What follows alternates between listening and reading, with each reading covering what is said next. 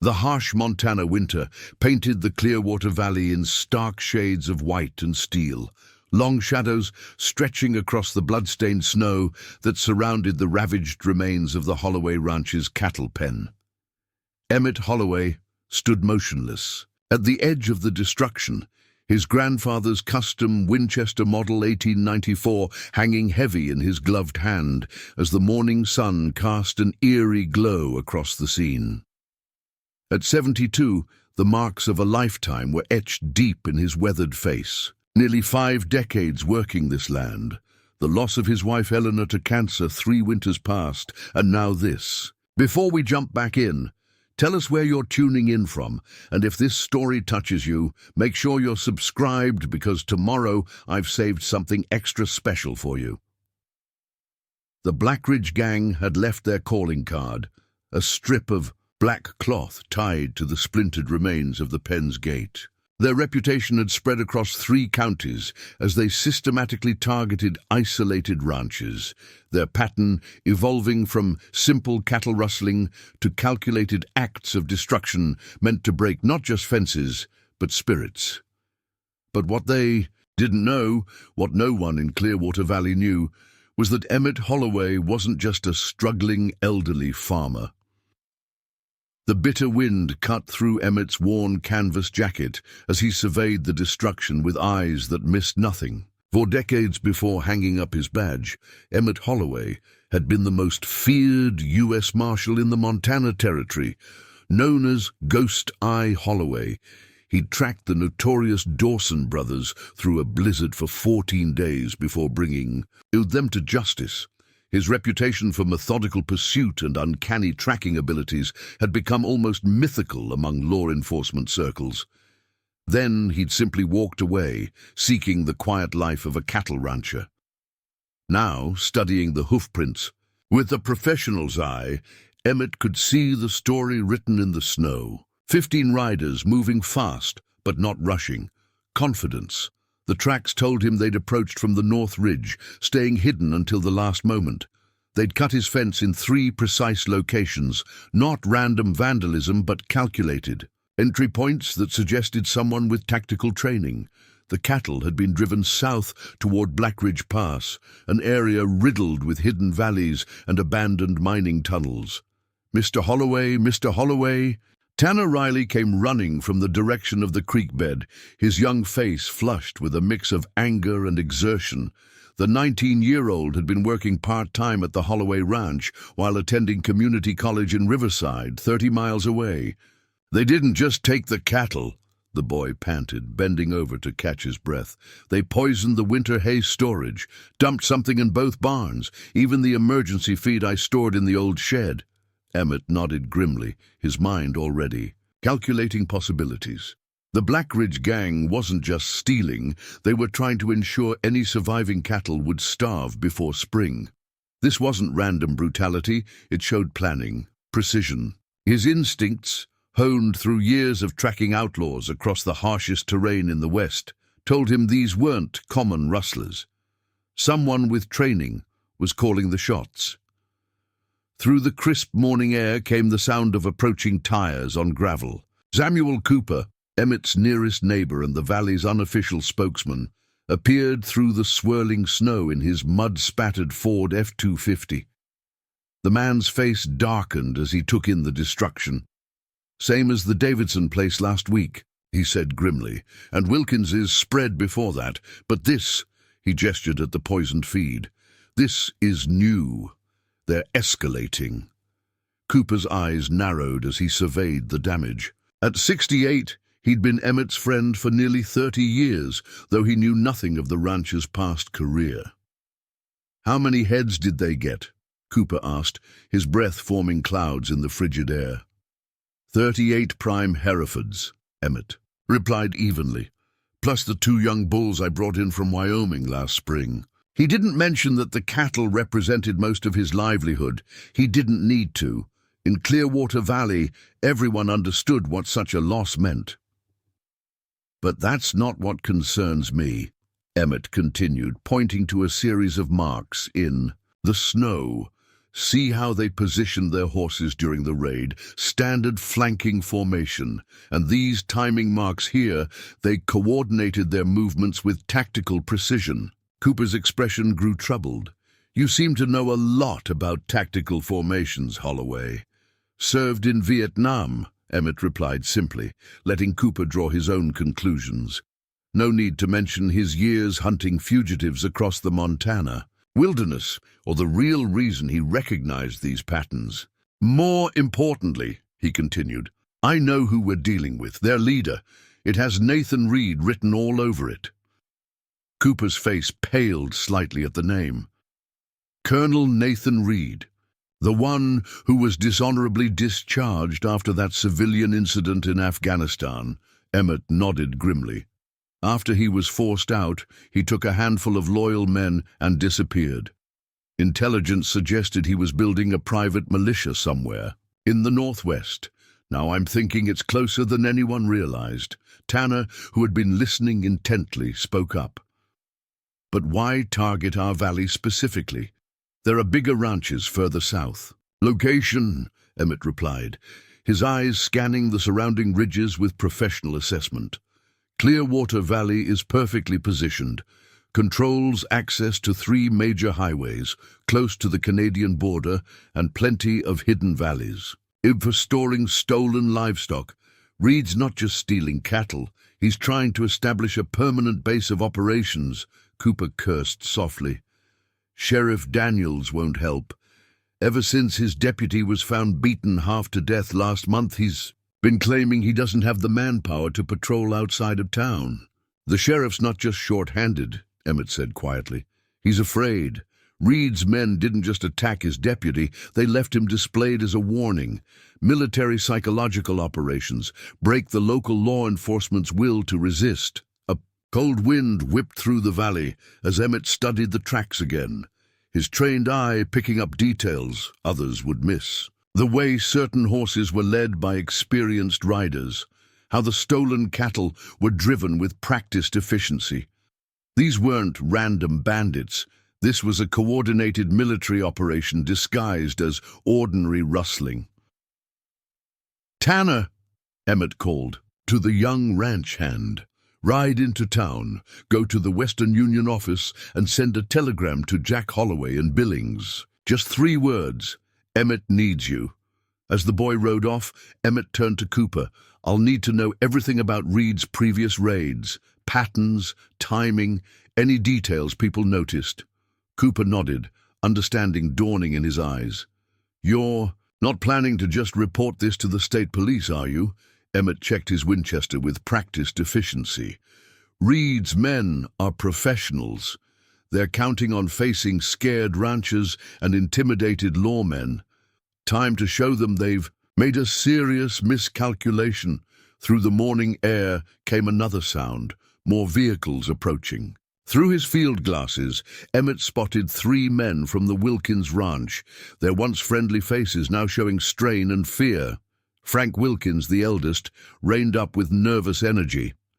Holloway, we've been talking with some of the others. Reed's offering to buy out any rancher willing to sell. Says he'll pay fair market value plus extra for, as he puts it, avoiding unfortunate accidents. Emmett studied the Wilkins brothers carefully. Good men once, before fear had started working on them. And what did you tell him? We're considering it, Frank admitted, not meeting Emmett's eyes. You've seen what they do to those who resist, the Davidson place, the poisoned feed here. A man has to think of his family. I understand thinking of family, Emmett replied, his voice carrying an edge that made the Wilkins brothers shift uncomfortably. I also understand that if you sell to Reed, you're not just betraying your neighbors, you're helping him establish a stranglehold on the entire valley. The Wilkins brothers didn't stay to argue, spurring their trucks into a hasty retreat. Emmett watched them go, his mind already shifting to the larger strategic picture. Reed was playing a sophisticated game, using terror to soften resistance while offering seemingly reasonable alternatives to those willing to cooperate. It was a technique Emmett had seen before during his years tracking fugitives. Break the strong ones, buy out the weak ones, until resistance becomes impossible. Cooper watched the Wilkins brothers disappear into the swirling snow. "They'll sell," he said grimly. "Others too, probably. Fear is a powerful motivator." "So is pride," Emmett replied, checking his spare ammunition.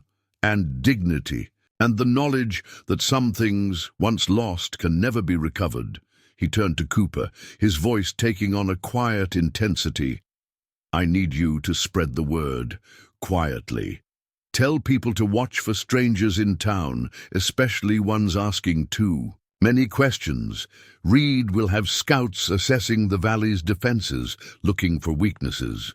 "You sound like you're preparing for a war," Cooper observed. Emmett's thin smile held no humor. "Reed already started one. He just doesn't realize yet that he picked the wrong valley to conquer." His eyes scanned the horizon with professional assessment. He's used to facing ordinary ranchers, men who can be intimidated or bought. Time to remind him why some reputations are built on more than just violence. As Cooper rode off to spread the word, Emmett began his preparations. In the hidden root cellar beneath his barn lay items he'd hoped never to use again.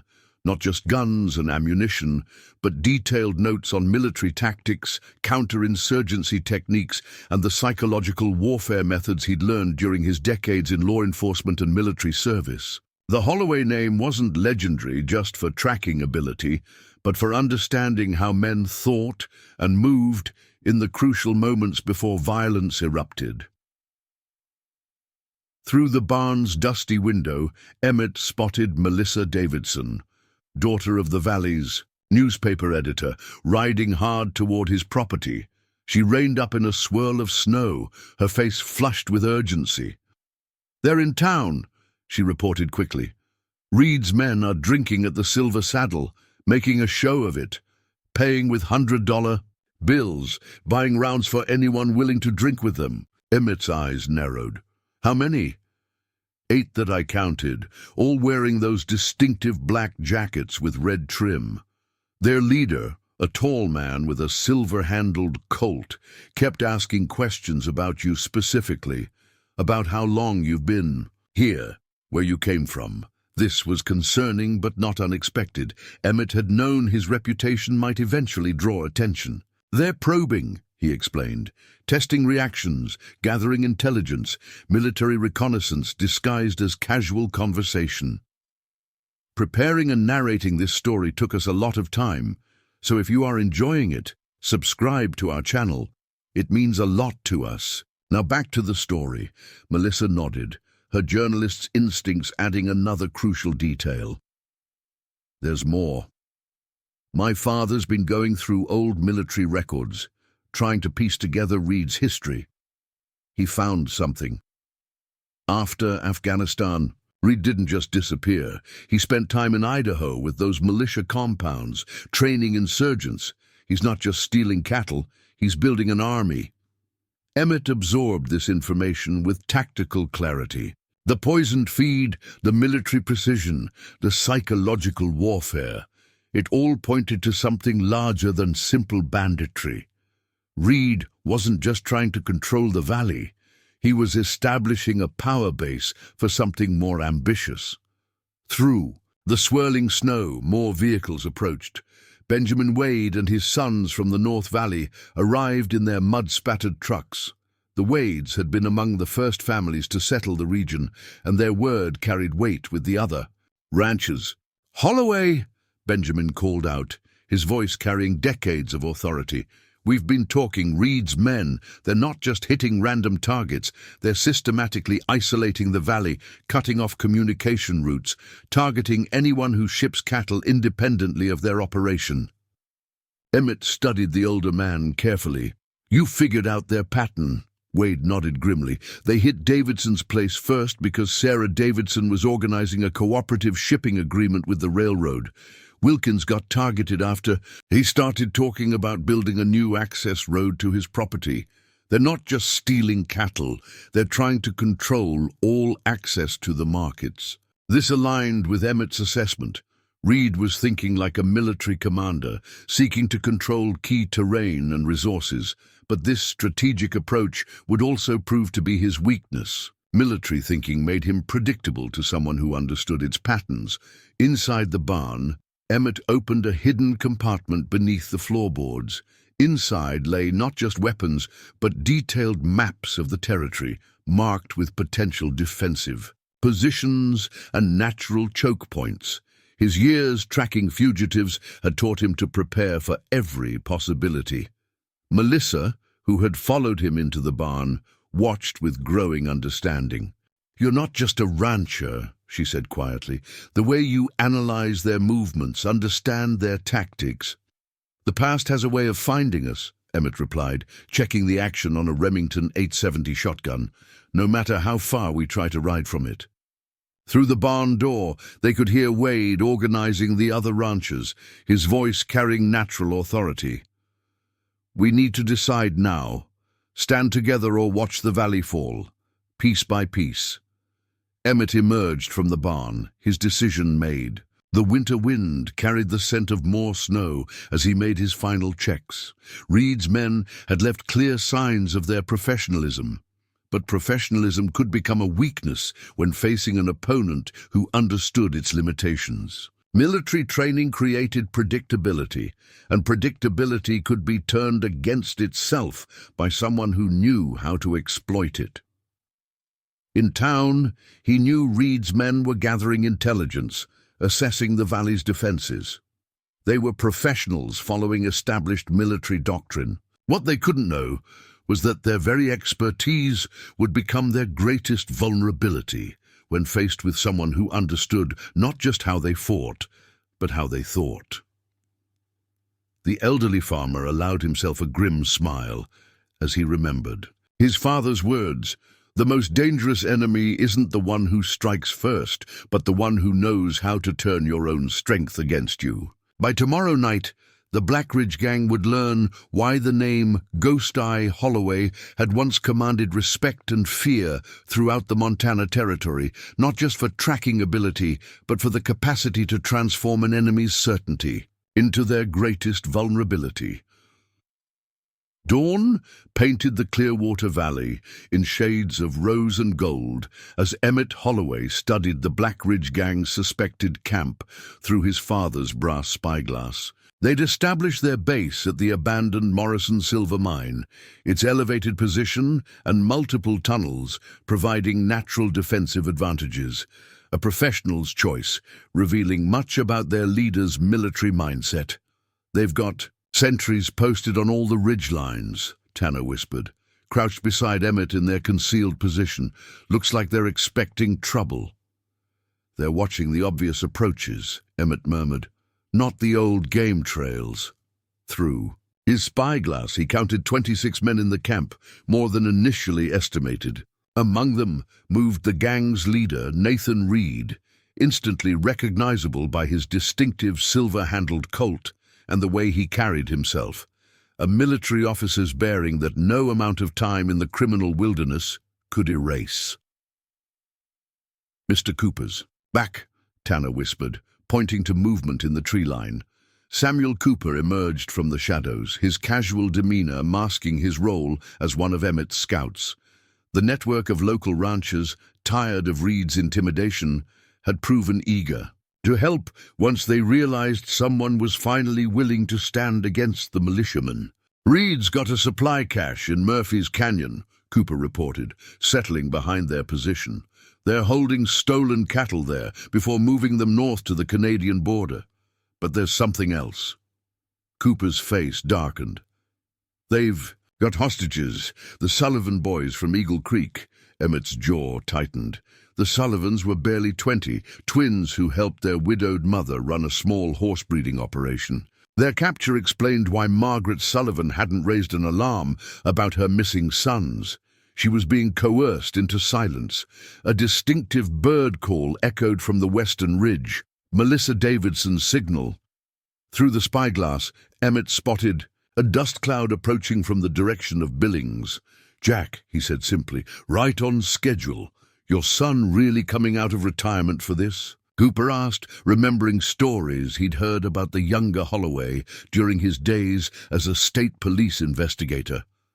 "My son never believed in retirement," Emmett replied, already moving to intercept the approaching rider. He just got tired of people assuming violence was his only skill. Jack Shadowman Holloway materialized from the swirling snow like a ghost from the old days, his dark Jeep Cherokee and the subtle bulge of a shoulder holster marking him as someone who'd earned his own reputation. At 56, his hair might have turned silver, but his eyes remained as sharp as his father's.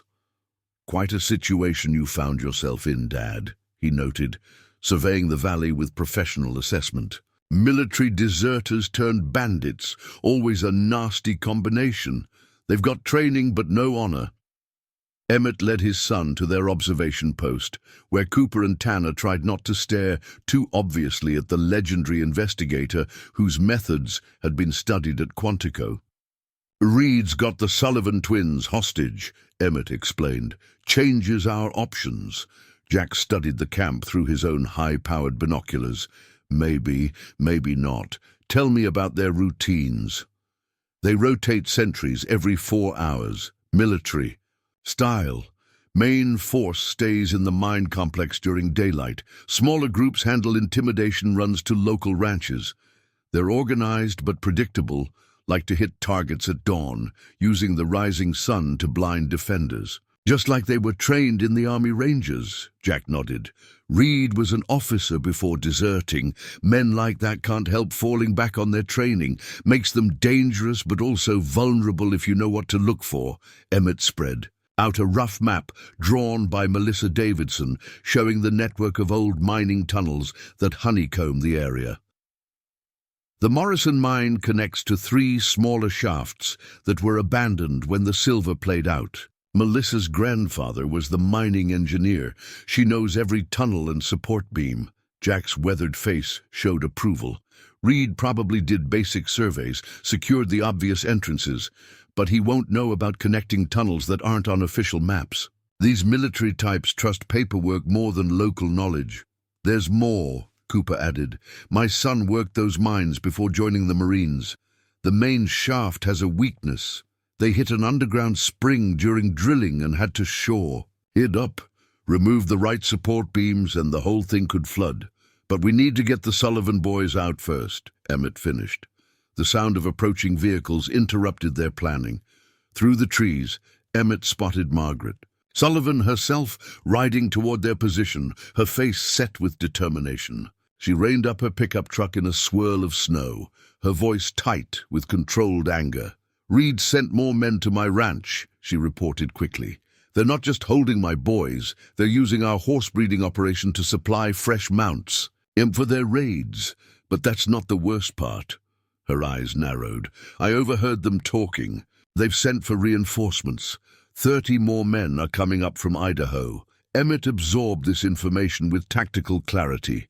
Reed was escalating, trying to gather overwhelming force before making his final move to control the valley.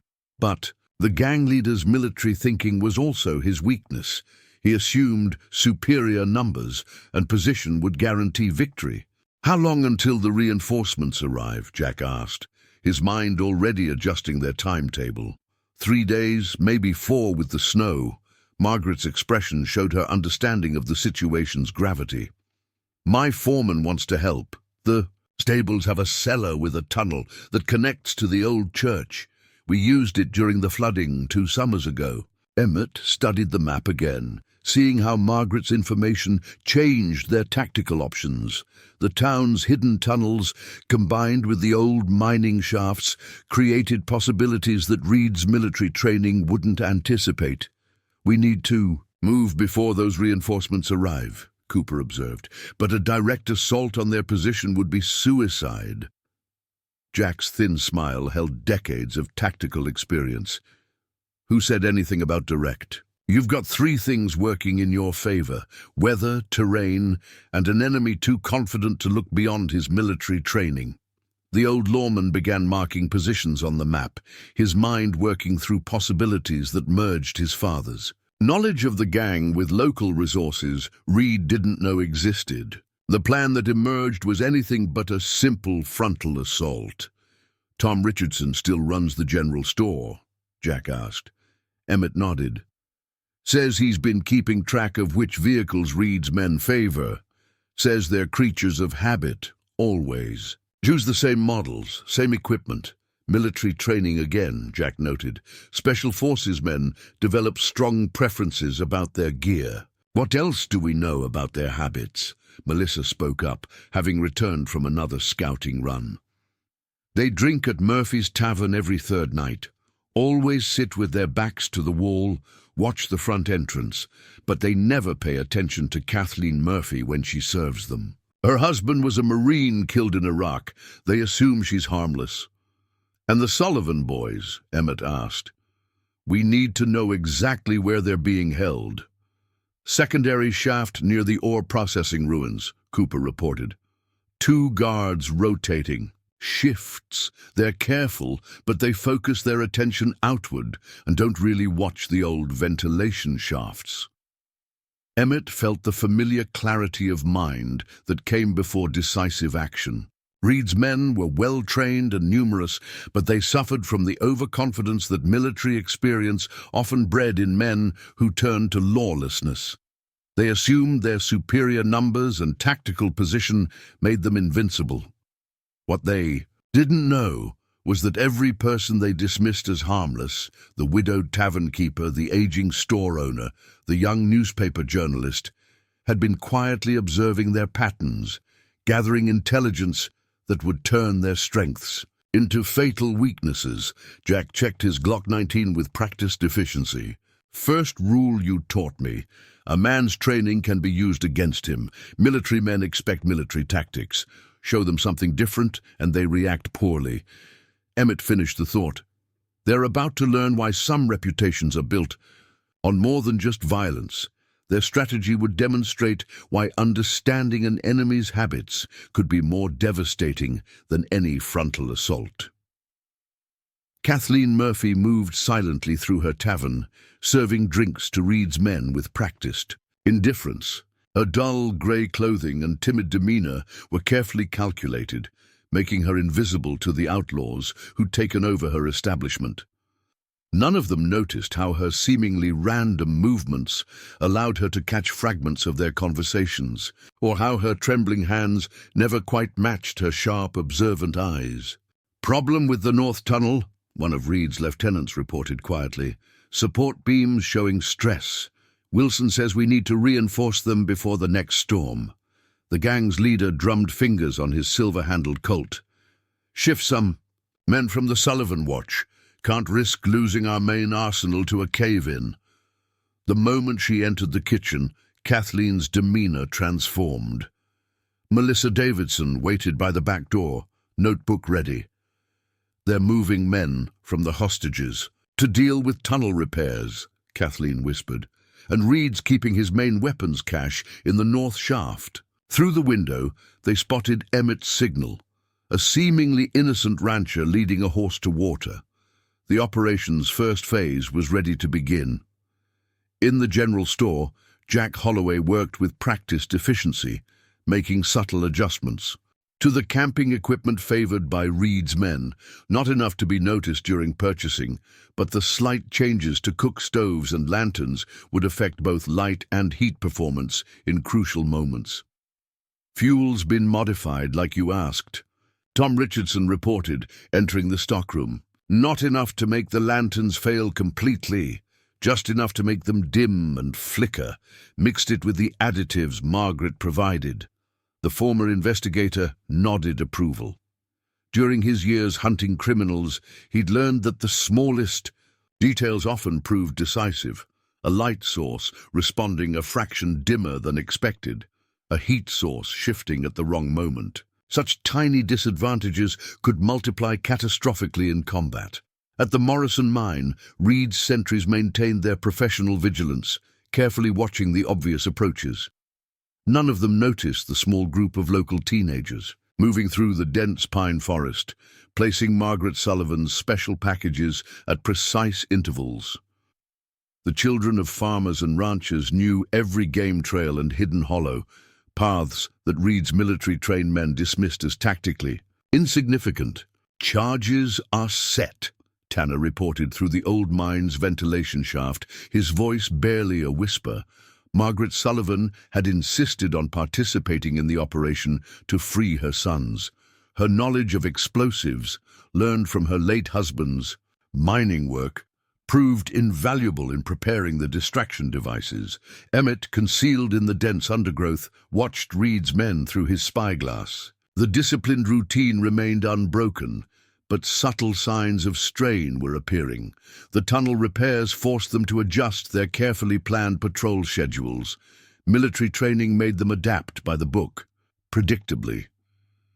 Through the swirling snow, a lone horseman approached the mine complex. Even at a distance, his expensive clothes and confident posture marked him as someone of importance.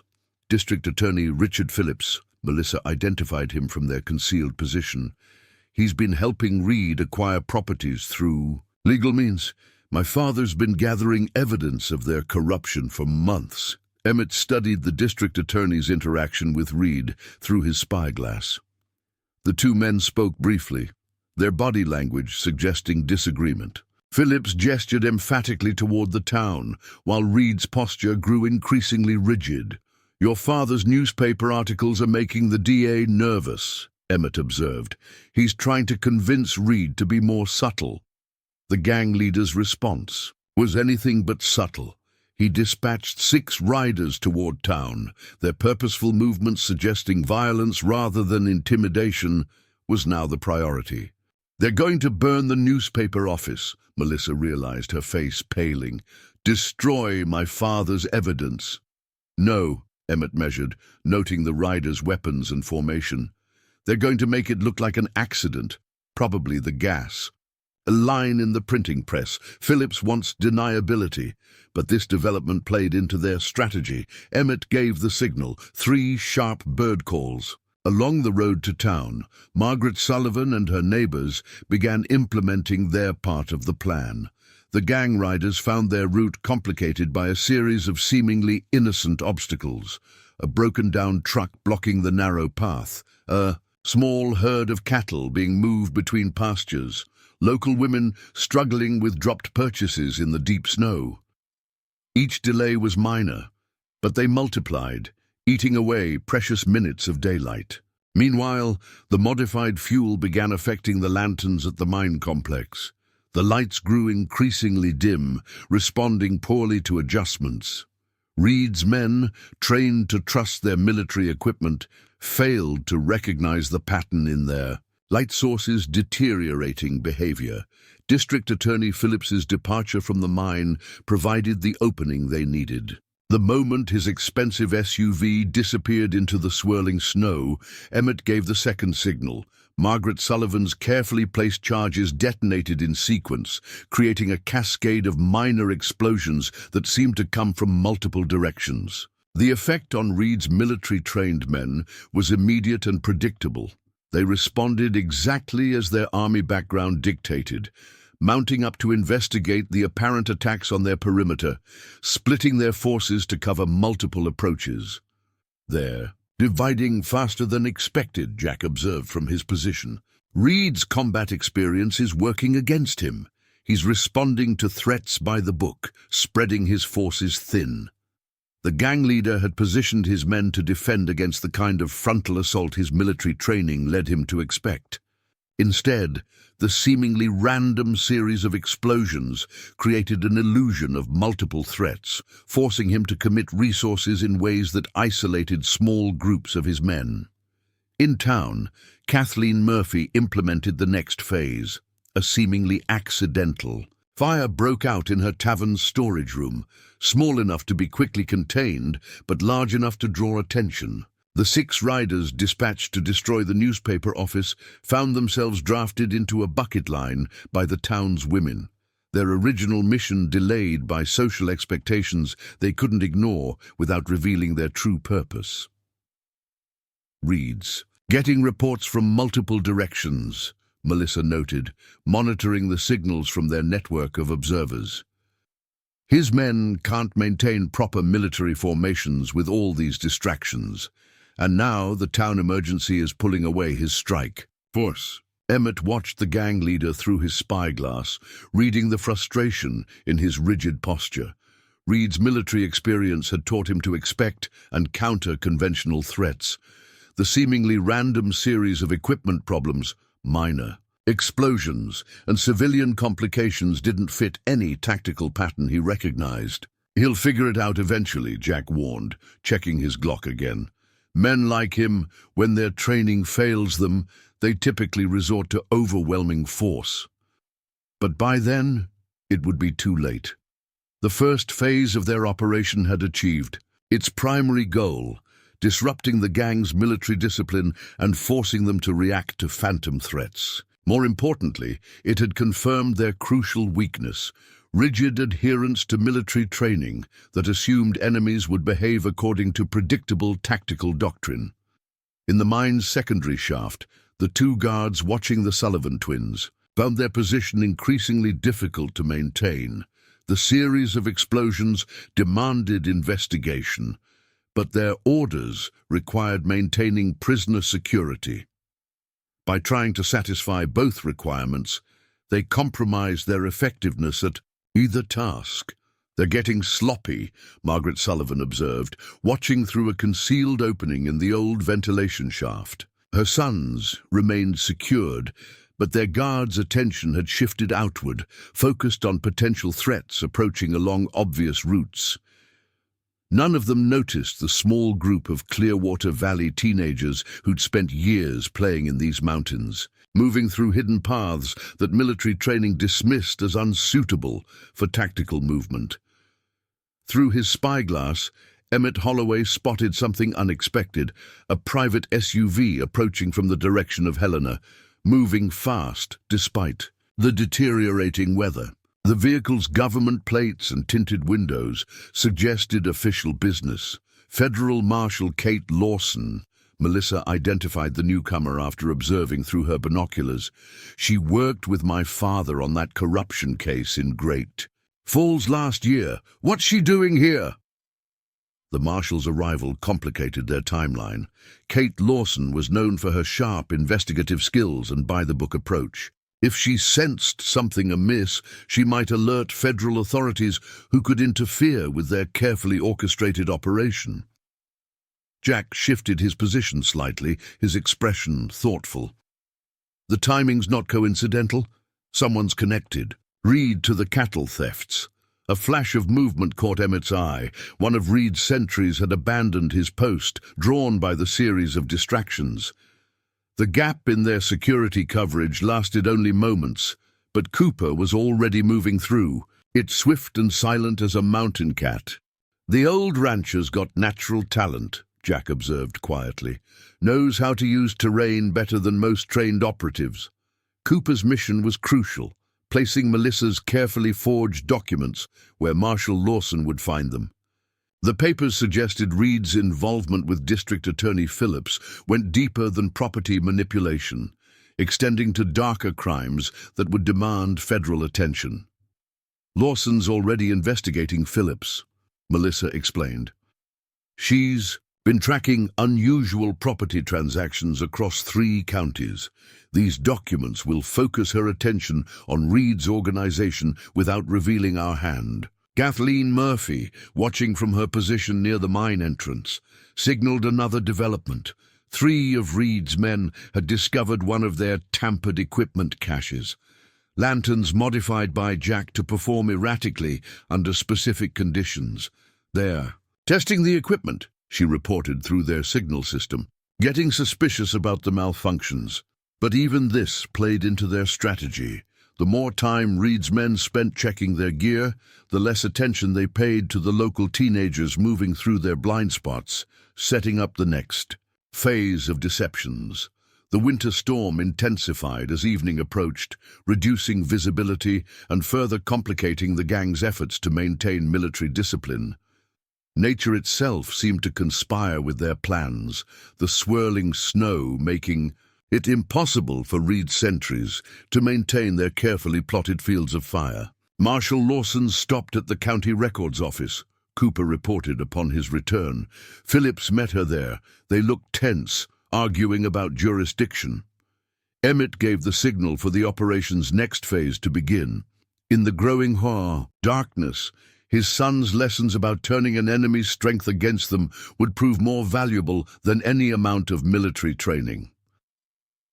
Through the driving snow, more vehicles appeared. A group of Reed's men returning from a raid. But something about their movement caught Emmett's experienced eye. "They're riding too straight," he murmured to Jack. "Military posture even in this weather. These aren't his regular bandits." Jack studied the newcomers through his binoculars. "Ex-military police," he confirmed grimly. "Probably dishonorably discharged from Fort Harrison. Reed's expanding his operation, bringing in men with specialized training. This development required immediate adjustment to their strategy. Military police would be harder to deceive than common outlaws, but their very expertise could be turned against them. Their training would make them look for specific types of threats, blind to unconventional dangers." Melissa returned from another reconnaissance circuit, her face flushed with excitement. "The Sullivan boys got the file," she whispered. "They're working on their restraints. And I overheard something. Reed's men talking about a big shipment coming in tomorrow night. Military-grade weapons from a corrupt quartermaster at Fort Harrison." Emmett absorbed this information with tactical precision. Weapons shipments meant Reed was preparing for something bigger than controlling the valley, but it also meant his men would be distracted, focused on security arrangements that their military training told them were important. In town, Marshal Lawson's arrival had already sparked changes. The federal officer moved through official channels like a surgeon's scalpel, each interaction precisely calculated for maximum effect. Within hours of finding Melissa's documents, she had requested access to sealed court records related to Phillips' recent cases. "She's turned the courthouse into an investigation room," Kathleen reported after observing from her tavern. "Every seemingly innocent question designed to trap officials into revealing what they know. 2 county clerks have already implicated themselves trying to avoid her scrutiny.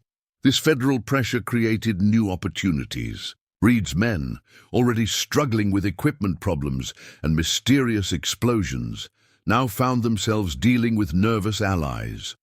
Local officials, fearing exposure of their collaboration, began withdrawing support. The gang's carefully constructed network of civilian cooperation started unraveling. Jack spotted increased activity around the mine's main entrance.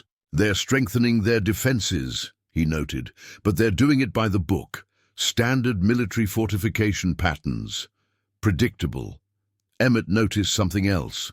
The way Reed's new military police positioned themselves, establishing observation posts that revealed their training.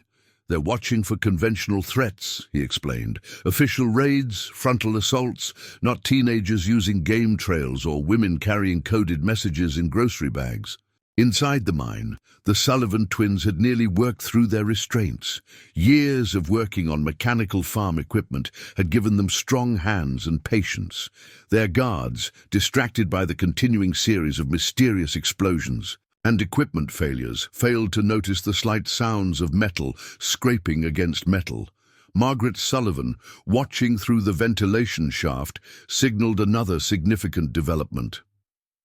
"More vehicles coming in from the north," she reported. "But they're moving wrong, too careful, too deliberate." Emmett studied the newcomers through his spyglass. Their civilian clothes couldn't hide their military bearing. "More ex-soldiers," he confirmed, "but these are different. See how they check sight lines, assess cover. These are special operators, men trained for urban warfare. This posed new challenges. Special operations veterans would be more alert to unconventional threats, harder to deceive with simple distractions. But their very expertise made them predictable in other ways. They would look for specific types of dangers, blind to threats that didn't fit their combat experience. Through the storm's growing fury, Emmett caught glimpses of movement along the ridgelines, local teenagers positioning Margaret's special packages. Each contained a mixture of sound and fury, modified mining charges designed to create maximum noise with minimum damage. The next phase would transform the entire valley into a battlefield where perception became more important than reality. Jack checked his Glock with practiced efficiency. "Time to implement the next step," he said quietly. "You remember what you taught me about fighting men with too much training?" Emmett nodded, his mind already calculating the cascade of events they were about to trigger. The more they know, the less they see. They'll look for what they've been trained to expect, blind to everything else. The winter wind carried the promise of more snow as the Holloways prepared to demonstrate why some reputations were built on understanding rather than force, and why the most dangerous enemy wasn't the one who matched your strength, but the one who could turn your own certainty into vulnerability. Marshal Lawson's investigation had evolved into something unprecedented. A federal inquiry where seemingly routine questioning masked a sophisticated intelligence operation. The marshal, her anger at discovering Phillips's corruption, transformed into cold calculation, orchestrated interviews that forced Reed's civilian allies to reveal themselves. 3 more county officials admitted to expediting property transfers. Melissa reported after observing the proceedings. Lawson got them competing to turn evidence first, each trying to save themselves by betraying the others. Emmett spotted movement near the mine's arsenal. Reed's special operators were implementing new security measures, their expertise showing in every detail, every position carefully chosen according to their training. But this very professionalism would prove their undoing. "They're preparing for the wrong kind of attack," Jack observed, "setting up interlocking fields of fire, hardening defensive positions, military doctrine for repelling an assault force, while our people move through their blind spots." Emmett nodded, watching another teenager slip past the sentries using paths that no military manual would consider viable. They've forgotten the first rule of this terrain. Locals always know paths that outsiders can't see. A messenger arrived. At the courthouse, where Marshal Lawson was conducting her investigation, delivering a sealed envelope that changed the dynamic completely.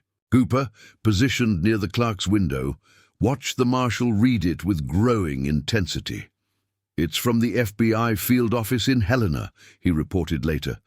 "They've noticed patterns in weapons thefts across 3 states, all connected to dishonorably discharged soldiers from Fort Harrison. This new pressure forced Reed's civilian allies to make crucial decisions.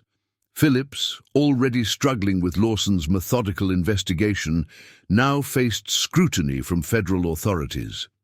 His response revealed volumes. He began making hurried calls to associates, attempting to distance himself from Reed's operation. "The district attorney's panic is spreading," Kathleen observed from her position at the tavern. "Every official who dealt with Reed is trying to protect themselves. They're turning on each other, each hoping to be the first to make a deal with the feds." Meanwhile, at the mine complex, the Sullivan twins had made another discovery. Through the thin wall of their prison, they could hear Reed's operators discussing the next phase of their operation. Their military expertise, meant to be an asset, revealed crucial details about their plans. "They're not just planning to control the valley," Tyler Sullivan reported through their signal system. "They're establishing a base for something bigger. The weapons shipment tomorrow, it's not just guns. They're bringing in explosives, enough to take down government buildings across the state." Jack, processing this intelligence, recognized a pattern. "This matches reports from other regions," he explained. "Reed's not just building a gang, he's creating a militia. Each area he controls becomes a fortress, part of a larger network." Emmett spotted increased activity around the mine's perimeter. Reed's special operators were implementing new defensive measures, but their expertise betrayed them. Each position they fortified, each sight line they established, revealed their military training to experienced eyes. They're thinking like soldiers, Jack observed, preparing for the kind of threats they understand. They've forgotten that not every enemy fights by their rules. Through the storm's intensifying fury, Emmett's network continued their preparations. Margaret Sullivan's modified charges were now positioned at key points throughout the valley, each placed to create specific effects. Some would simulate gunfire, others would mimic the sound of vehicle movements. Combined, they would transform the entire area into a battlefield where nothing was quite what it seemed. The special operators are changing their patrol patterns, Melissa reported after another reconnaissance circuit. They've noticed something's wrong with their equipment, but they can't identify the problem. It's making them paranoid. They're starting to suspect their own gear. This psychological pressure began affecting the gang's military discipline. Men trained to trust their weapons and tactics now found themselves questioning both. The very precision of their training made them vulnerable to uncertainty. Marshal Lawson's investigation produced another crucial development.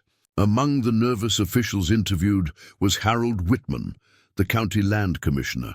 Under the marshal's careful questioning, he revealed that Reed's operation extended far beyond cattle rustling. They're using the stolen cattle as cover, Melissa explained, after decoding Whitman's carefully worded admissions. The real operation involves moving military supplies through seemingly legitimate ranches. Every property they control becomes a way station for weapons and ammunition. Emmett and Jack exchanged knowing looks. This explained Reed's systematic approach. He wasn't just stealing livestock, he was establishing infrastructure for something far more ambitious. But this very sophistication would prove his undoing. His men are too well trained, Jack noted, watching another military patrol move through their precise patterns. They can't help following their doctrine, even when it blinds them to the real threats. The next phase would demonstrate why the Holloway family's reputation had been built on more than just skill with weapons. They had created something unprecedented, a strategy that would turn military expertise, political power, and criminal enterprise against themselves, each element accelerating the destruction of the others. By dawn, Reed would learn that the most dangerous enemy wasn't the one who fought according to military doctrine, but the one who could transform that very doctrine into a weapon against its practitioners.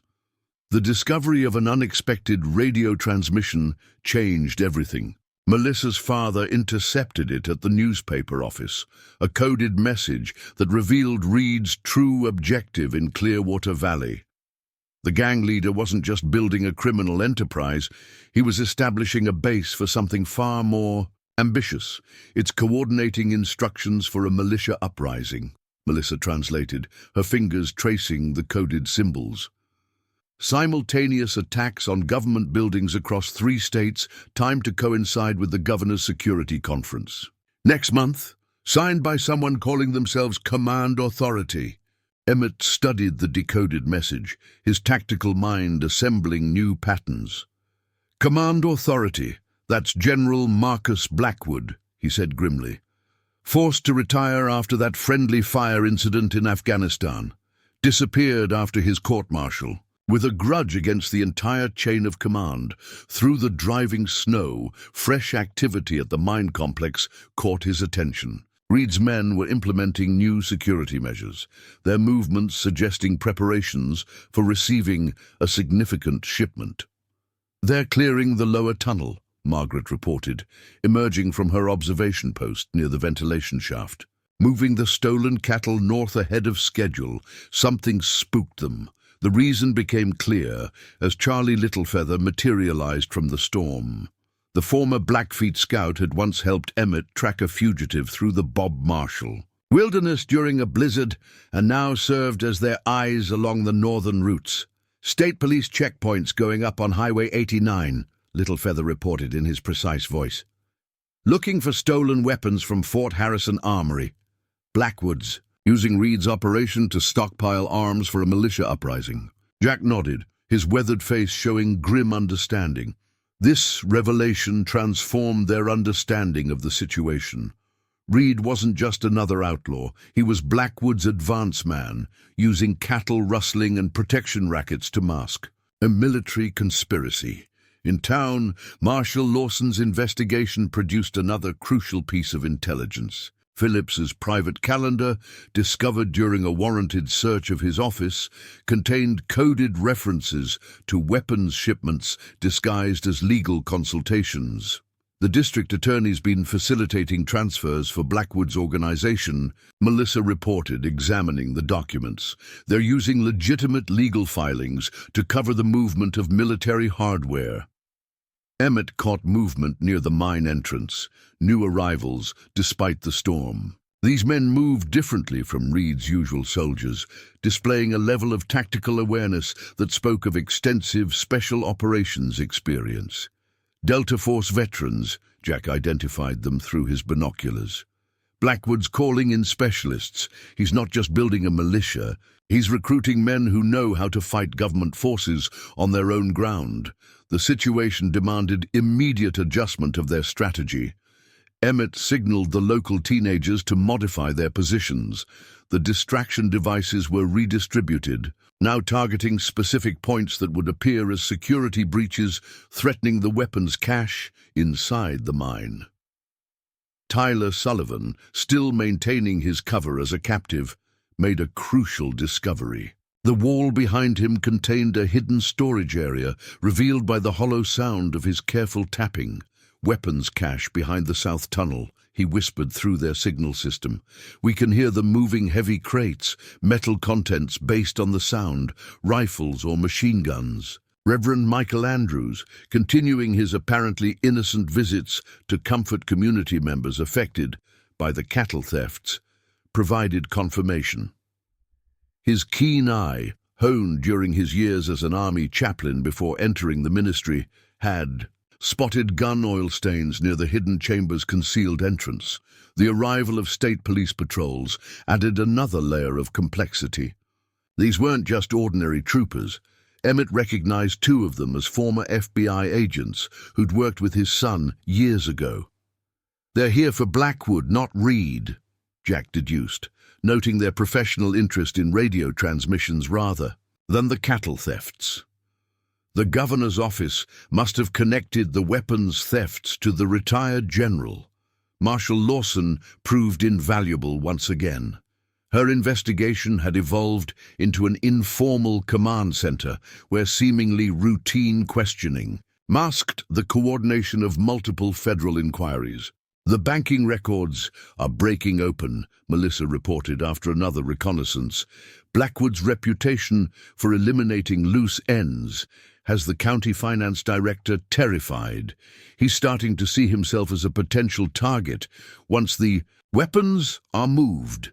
Emmett spotted Phillips making another trip to the mine, his manner suggesting increasing desperation. The district attorney's attempt to save himself by betraying Reed had backfired. He'd implicated himself too deeply in Blackwood's larger conspiracy. He's offering them new escape routes, Little Feather observed from his concealed position, but he's really showing us their fallback positions. The storm's intensity worked to their advantage in unexpected ways. The heavy snow forced Reed's men to continuously clear paths to their sentry positions, the physical labor wearing down their military discipline. More importantly, it provided cover for Kathleen Murphy's people to continue switching their ammunition with carefully crafted duds. Blackwood specialists are taking control of the operation, Margaret reported, returning from another observation circuit. They're implementing special operations protocols, counter-surveillance measures, communication security, irregular patrol timing. But this actually created new vulnerabilities. The specialists' experience with high-level operations made them focus on defending against the tactics they knew, government raids and professional infiltration. They weren't prepared for the multi-layered strategy Emmett and his son had crafted. Martha Richardson's network expanded its operation, now including the wives and daughters of local ranchers. These women moved freely through the storm, their domestic errands masking the movement of intelligence and supplies. They carried baskets of food to homebound neighbors, each delivery containing coded updates on enemy positions. Inside the mine, the Sullivan twins made another discovery. The hidden chamber contained more than weapons. They found maps showing Blackwood's ultimate objective. The former general wasn't just building a militia, he was planning to establish a permanent base of operations in the territory. The geological surveys are falsified, Tyler Sullivan transmitted through their signal system.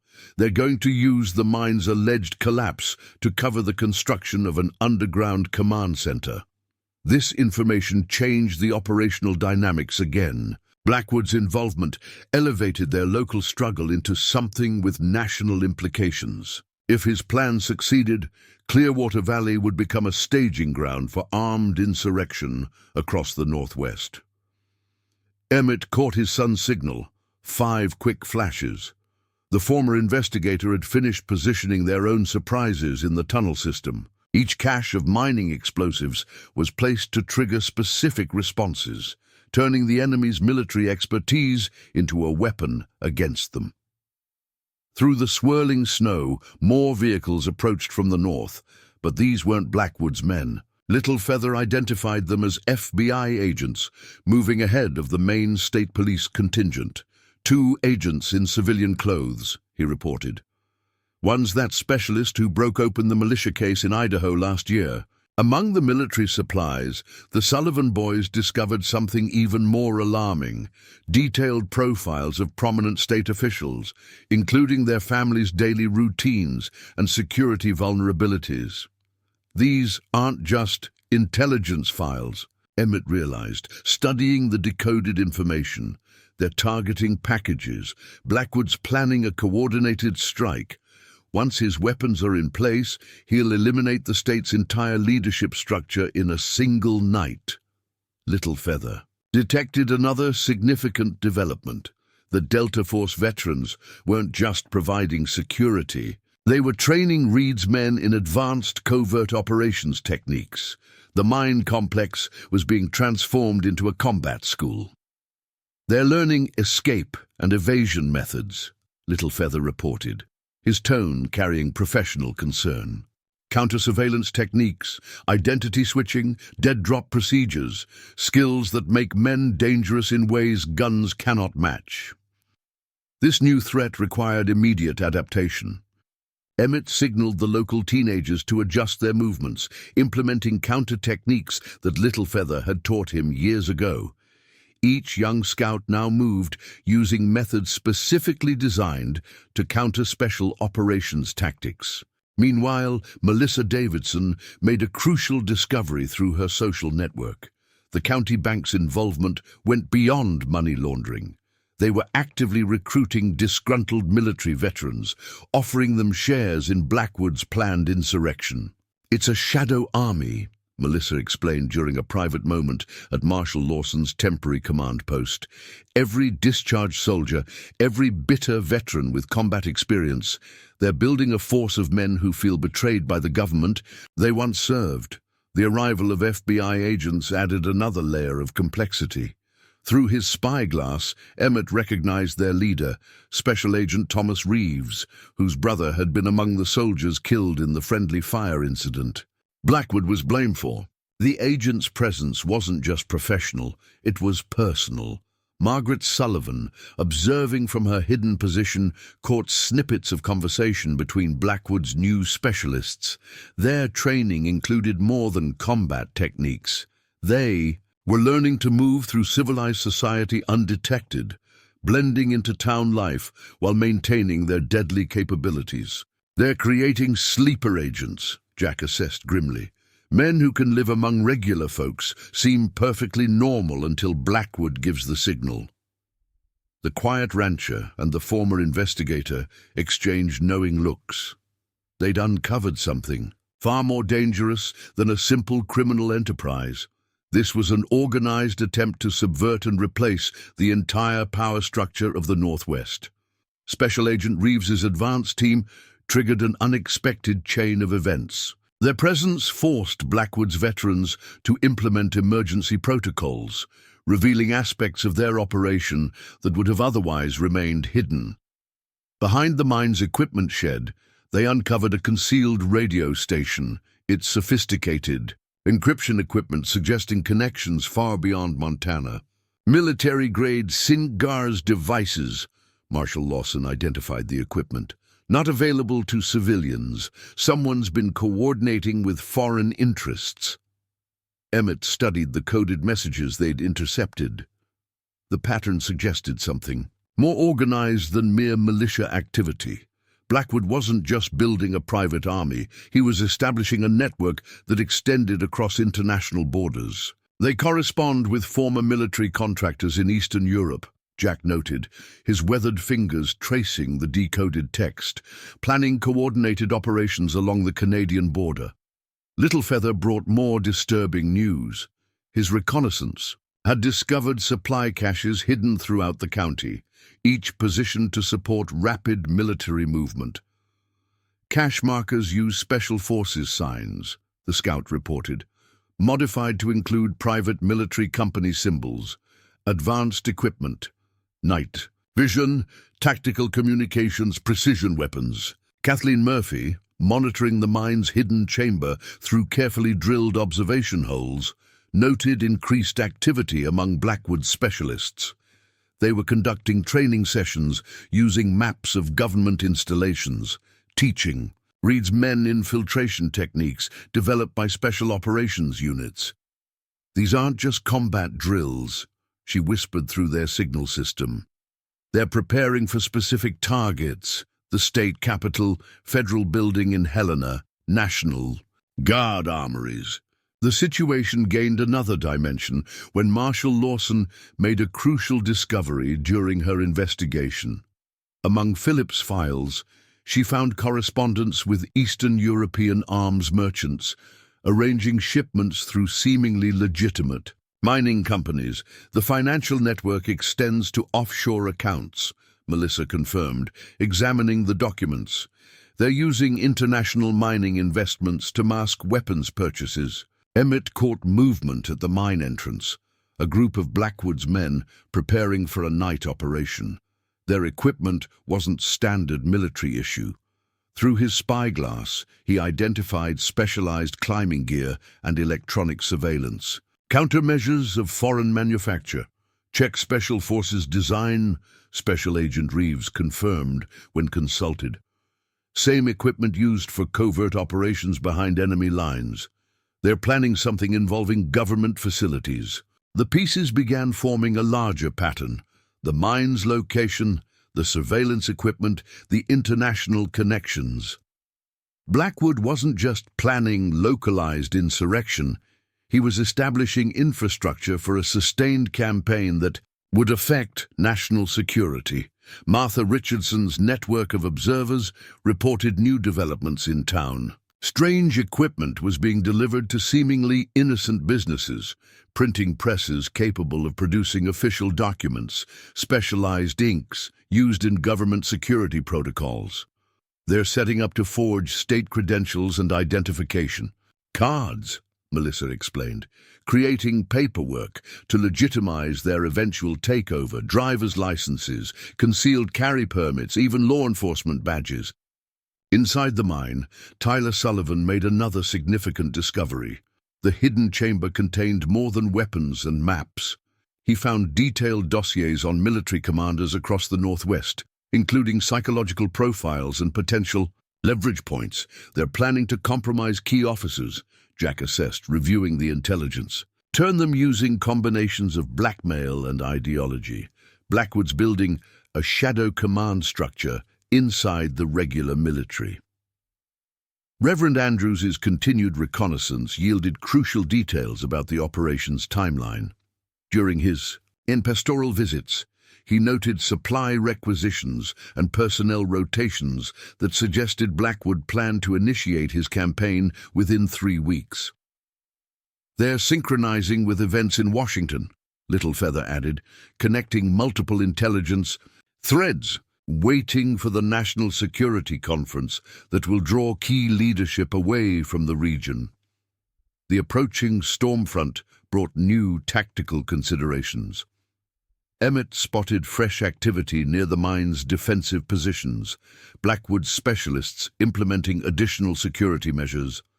But their military precision betrayed them, creating patterns that experienced eyes could read like a book. They're preparing for conventional threats, Jack observed. But they've forgotten what you always taught me about relying too much on training. Emmett nodded, remembering the old lesson. The more you know about how things should be done, the harder it becomes to imagine how they could be done differently. The elderly rancher and the former investigator had uncovered a conspiracy that transformed every aspect of rural life into potential military infrastructure.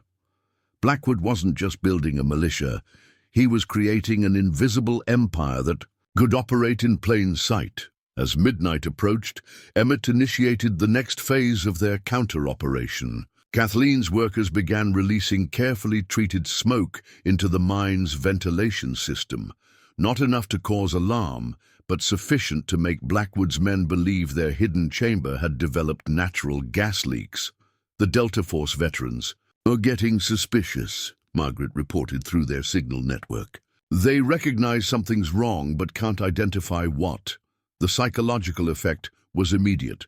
Blackwood's specialists, trained to trust their combat instincts, began second-guessing their own security measures.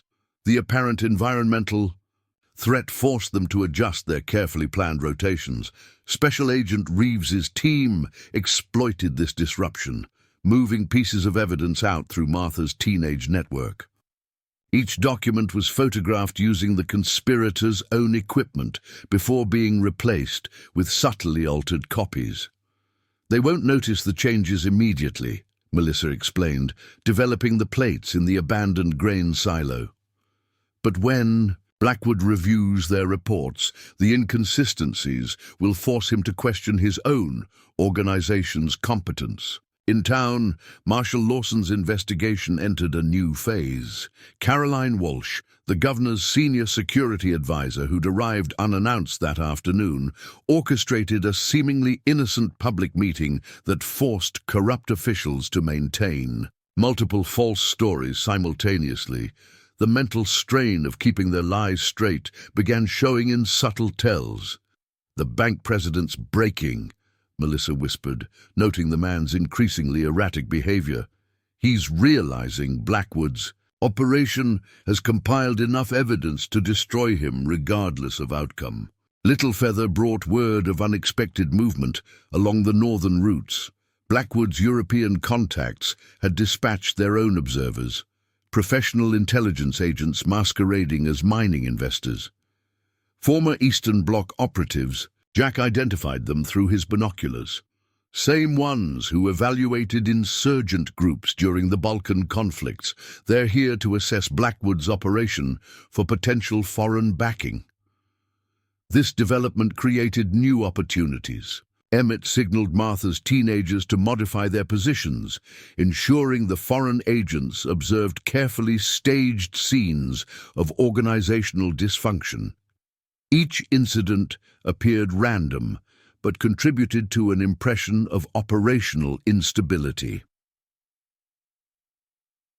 Inside the mine, Tyler Sullivan implemented the next phase of their strategy. His apparent escape attempt was actually a calculated move to force Blackwood's men into revealing their emergency protocols. They're using Delta Force response patterns, Special Agent Reeves noted, watching through his field glasses. But modified with private military company elements, shows us exactly who's involved in training them. The storm's clearing brought another advantage. Littlefeather's network of tribal contacts began moving into position along the high ridges, using traditional hunting signals to coordinate their movements. Blackwood's Delta Force veterans, spotting these signs, would assume hostile surveillance threatened their operation. Margaret Sullivan noticed something crucial during this confusion. The specialist reactions revealed a complex system of authority, multiple chains of command that suggested Blackwood's organization wasn't as unified as it appeared. The former military officers and the private contractors have different priorities, she reported. They're following separate protocols, creating gaps in their security. Emmett caught movement at the mine entrance, Reed himself emerging to deal with the mounting complications. The gang leader's interaction with Blackwood specialists showed increasing strain. Military discipline was breaking down as different. Factions pursued conflicting objectives. Melissa's observation of the radio transmissions yielded another vital insight. The encrypted messages showed growing distrust between Blackwood's American and European connections, each group beginning to question the other's reliability. Through the grain silo's window, Emmett spotted new arrivals at the hotel, civilian-dressed. Men whose careful positioning suggested military training. But their movements revealed crucial details about their background. CIA counterterrorism unit, Jack identified them. The national security apparatus must have realized Blackwood's plan threatens critical infrastructure. They've sent their own investigators. This added another layer of complexity. The CIA officers would pursue their own agenda, potentially disrupting both Blackwood's operation and Emmett's carefully laid plans. But their presence also created opportunities for misdirection. Martha Richardson's network adapted swiftly. Her teenagers began feeding selected information to the CIA officers, carefully crafted to accelerate the growing discord within Blackwood's organization. The intelligence community can't risk Blackwood controlling key locations near the Canadian border, Melissa explained after consulting with Caroline Walsh. They'll move against him regardless of the FBI's response. Emmett spotted more activity near the mine's secondary entrance. Blackwood specialists were implementing new security measures, but their haste revealed crucial weaknesses. Each group followed its own tactical doctrine, creating overlapping but incompatible defensive patterns. Kathleen's position near the ventilation shaft allowed her to observe the resulting confusion. The Delta Force veterans recognized the flaws in the private contractors' plans, but maintained their silence, letting their rivals' mistakes compound. They're protecting their own interests now, Littlefeather interpreted their behavior, preparing for the organization's eventual collapse. Special Agent Reeves's team reported similar dynamics throughout Blackwood's network. Different factions were quietly establishing independent supply lines and escape routes, preparing for potential betrayal. The Reverend Andrews, during his latest pastoral visit, noticed something significant. The European specialists had begun implementing separate communication protocols using different code systems that revealed their true military affiliations. The codes match specific special forces units, Melissa decoded. Russian Spetsnaz, Serbian Special Police, Ukrainian military intelligence. Each group maintains connections to their home commands. Marshal Lawson orchestrated another masterful legal maneuver. Her investigation now included the county commissioners, each carefully selected for their connections to Blackwood's operation. Through seemingly innocent questioning, she extracted crucial details about infrastructure decisions that had facilitated the conspiracy. The corruption goes deeper than we thought, Melissa reported, after analyzing the commissioner's carefully worded responses. Blackwood's been systematically placing his allies in key positions across 3 counties. Emmett caught movement along the mine's perimeter, groups of Blackwood's men establishing new defensive positions. But their military training betrayed them again. Each national group implemented their own doctrine, creating a patchwork of incompatible tactical systems. The Russians are fortifying using urban warfare methods, Jack observed, while the Serbians apply rural insurgency doctrine. They're actually creating vulnerabilities by trying to integrate incompatible defensive strategies. Margaret's latest reconnaissance revealed another crucial detail. Blackwood specialists had begun arguing over ammunition distribution, each group insisting on maintaining separate supplies according to their own military standards. "They don't trust each other's quality control," she reported through their signal system. "The Russians won't use Serbian-supplied ammunition. The Ukrainians insist on their own communications encryption." Through the afternoon light, Emmett spotted increased activity at the mine's main entrance. A group of Blackwood's European specialists was conducting what appeared to be a routine equipment inspection, but their movements told a different story. "They're cataloging everything," Special Agent Reeves noted. "Creating detailed inventories. That's not standard procedure. They're preparing for possible betrayal, documenting every piece of equipment to ensure they can prove what belongs to their respective commands." Kathleen's network of observers reported a new development in town. The European specialists had begun frequenting different establishments, segregating themselves according to nationality. Each group established its own informal headquarters, creating separate centers of power within Blackwood's operation. The elderly rancher and the former investigator had achieved something remarkable. Their strategy had transformed Blackwood's international coalition into a complex web of competing interests that would inevitably destroy itself from within. Each group's attempt to gain advantage over the others served only to weaken the entire operation. "Time to implement the next phase," Emmett said quietly, checking his Winchester. The setting sun painted Clearwater Valley in deepening shadows as they made their final preparations. Tomorrow would bring violence. There was no avoiding that now, but it wouldn't be the simple kind of violence that Blackwood's men understood. The discovery of specialized surveying equipment in the European specialists' quarters added another layer to the unfolding drama. The instruments, disguised as standard mining tools, revealed a more ambitious plan.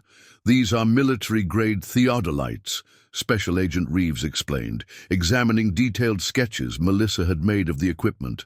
"Same type used for planning fortifications. They're not just establishing a base, they're mapping the entire county for strategic positions." Emmett studied the implications with tactical precision. "They're treating this like a military occupation," he observed. "Each foreign group is preparing to control specific sectors of the territory." Through their network of observers, they learned that the European specialists had begun conducting detailed surveys of local water sources, paying particular attention to reservoir access points. "They're following the insurgency playbook," Jack noted grimly. "Control the water, control the population. Same tactics used to pacify resistant communities in conflict zones." Kathleen Murphy's latest intelligence revealed another crucial development. The European specialists had established separate communication centers throughout the town, each using different encryption methods that revealed their true intentions. "The Russians are coordinating with assets in Canada," Melissa reported, decoding intercepted messages. "The Serbians are establishing supply lines through Idaho. The Ukrainians are arranging weapons shipments through Wyoming. They're all preparing for long-term occupation." Marshal Lawson's investigation produced unexpected revelations when Judge Harrison Matthews, loosened by whiskey and anxiety, revealed a separate set of legal documents hidden in his hunting cabin. "Blackwood doesn't just have one operation," Caroline Walsh realized, examining the papers. "He's running multiple parallel organizations, each unaware of the others. They're all competing for the same resources. In the mine's lower levels, Margaret, Sullivan noticed the European specialists implementing their own subtle sabotage. They were deliberately miscommunicating signals, creating confusion that only they understood. They're positioning themselves to take control when Blackwood's command structure fails," Littlefeather interpreted, "using the organization's complexity against itself." The CIA officers added another layer to the growing chaos. Their presence forced Blackwood specialists to maintain multiple covers simultaneously, straining their ability to coordinate effectively. A telegram from the state capital brought new complications. The governor's office had dispatched a special investigator, a woman known for uncovering military corruption after the Afghanistan war. Alicia Thornton, Jack identified her from Marshall Lawson's description. She broke the Fort Lewis conspiracy last year. Blackwood's men will have to be even more careful now and maintain even more elaborate deceptions.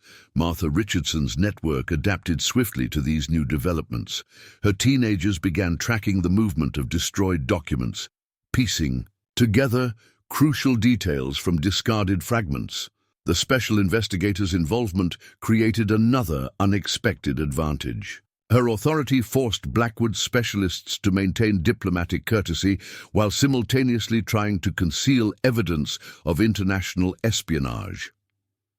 "They're trapped by protocol," Caroline Walsh observed after monitoring several interactions.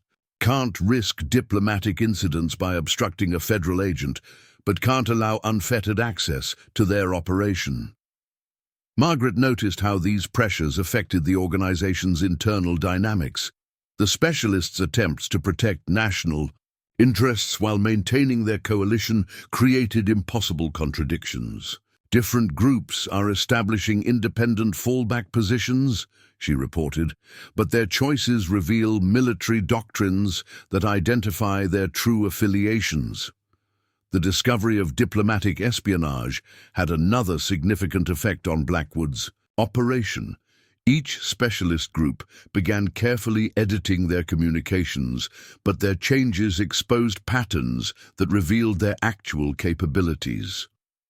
Through their observation network, they learned that foreign consulates had begun conducting their own investigations. Diplomatic staff, disguised as routine visitors, arrived to assess potential security breaches.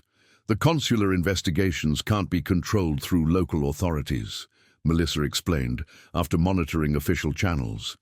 "They operate under international protocols that bypass state jurisdiction." Littlefeather brought word of new developments among the CIA officers. Their withdrawal pattern suggested inside knowledge of impending diplomatic complications. "They're creating distance between themselves and Blackwood's operation," he interpreted their movements, "preparing to deny any connection when the international investigations begin." The elderly rancher and the former investigator had created an unprecedented situation. The discovery of diplomatic espionage transformed their local conflict into an international incident, forcing Blackwood's organization to confront impossible choices. Each specialist group's attempt to protect national interests while maintaining operational security only served to expose their true nature. Through the afternoon sun, Emmett could see their strategy's effectiveness in every panicked response. Every compromised position, every revelation of hidden purpose. Blackwood had assembled an elite force of international military specialists, but that very expertise had become a liability. Special Investigator Thornton's arrival in Clearwater Valley accelerated the timetable. Within hours of checking into the hotel, she had already identified inconsistencies in the mine's ownership documents. "She's requesting geological surveys directly from the State Mining Authority," Cooper reported after observing at the courthouse, "bypassing local officials entirely." This created immediate problems for Blackwood's operation. The falsified surveys they'd filed locally wouldn't match state records, creating documentary evidence of fraud that no amount of intimidation could erase. Jack noticed immediate changes in the specialists' behavior.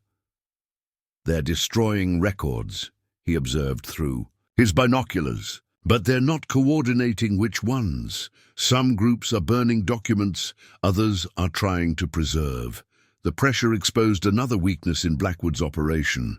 The various specialist groups began implementing independent contingency plans, moving key personnel and equipment without central coordination. "The Russians are repositioning their surveillance teams," Margaret reported from her observation post. "The Serbians are moving weapons to secondary locations. The Ukrainians are establishing new communications nodes. They're fracturing before our eyes. But this unraveling brought new dangers. As Blackwood's unified command structure weakened, individual group leaders began taking more aggressive actions to secure their positions. The threat to civilians actually increased as discipline deteriorated. "Reed's original men are getting nervous," Kathleen observed from her tavern. "They signed up for a profitable criminal enterprise, not international espionage.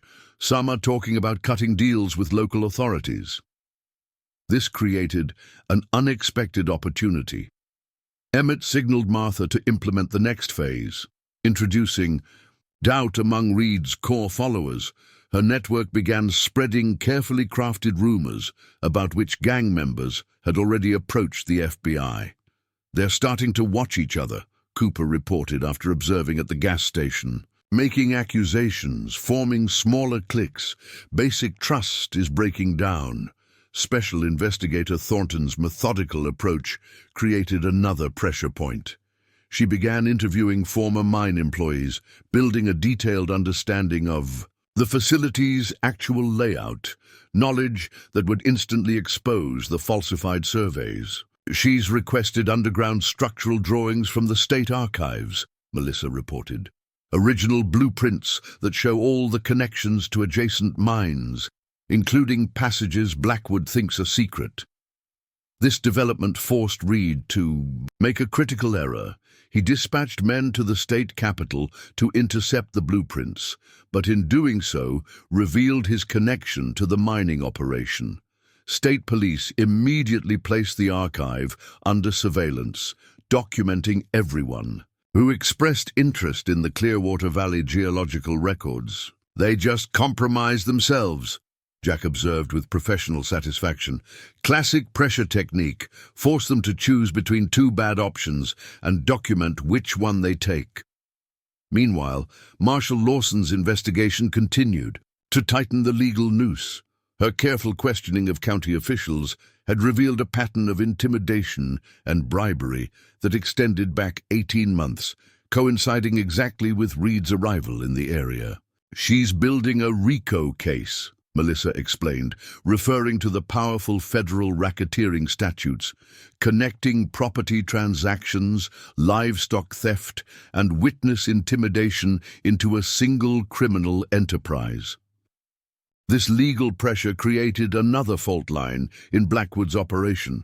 The American citizens involved, Reed's original gang, corrupted officials, and local collaborators, faced prosecution under U.S. law, while the foreign specialists enjoyed various levels of diplomatic immunity.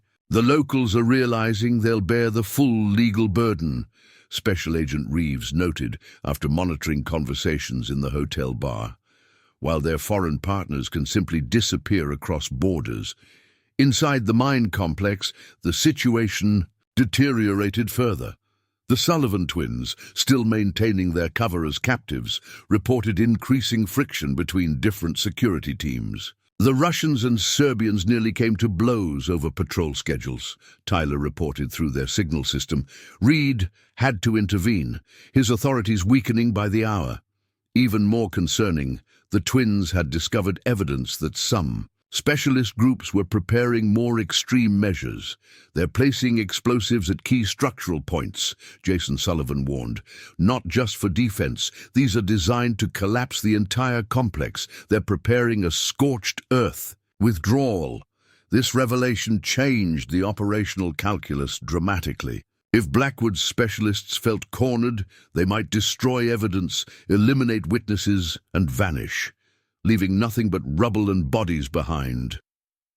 "We need to accelerate our timeline," Emmett decided, sharing a glance with his son. "Before they decide to cut their losses," Jack nodded grimly. "Agreed, but we need to get the civilians clear first." The challenge was extracting the Sullivan twins and any other hostages without triggering the specialists' contingency plans. This would require precise timing and a distraction big enough to disrupt multiple security teams simultaneously.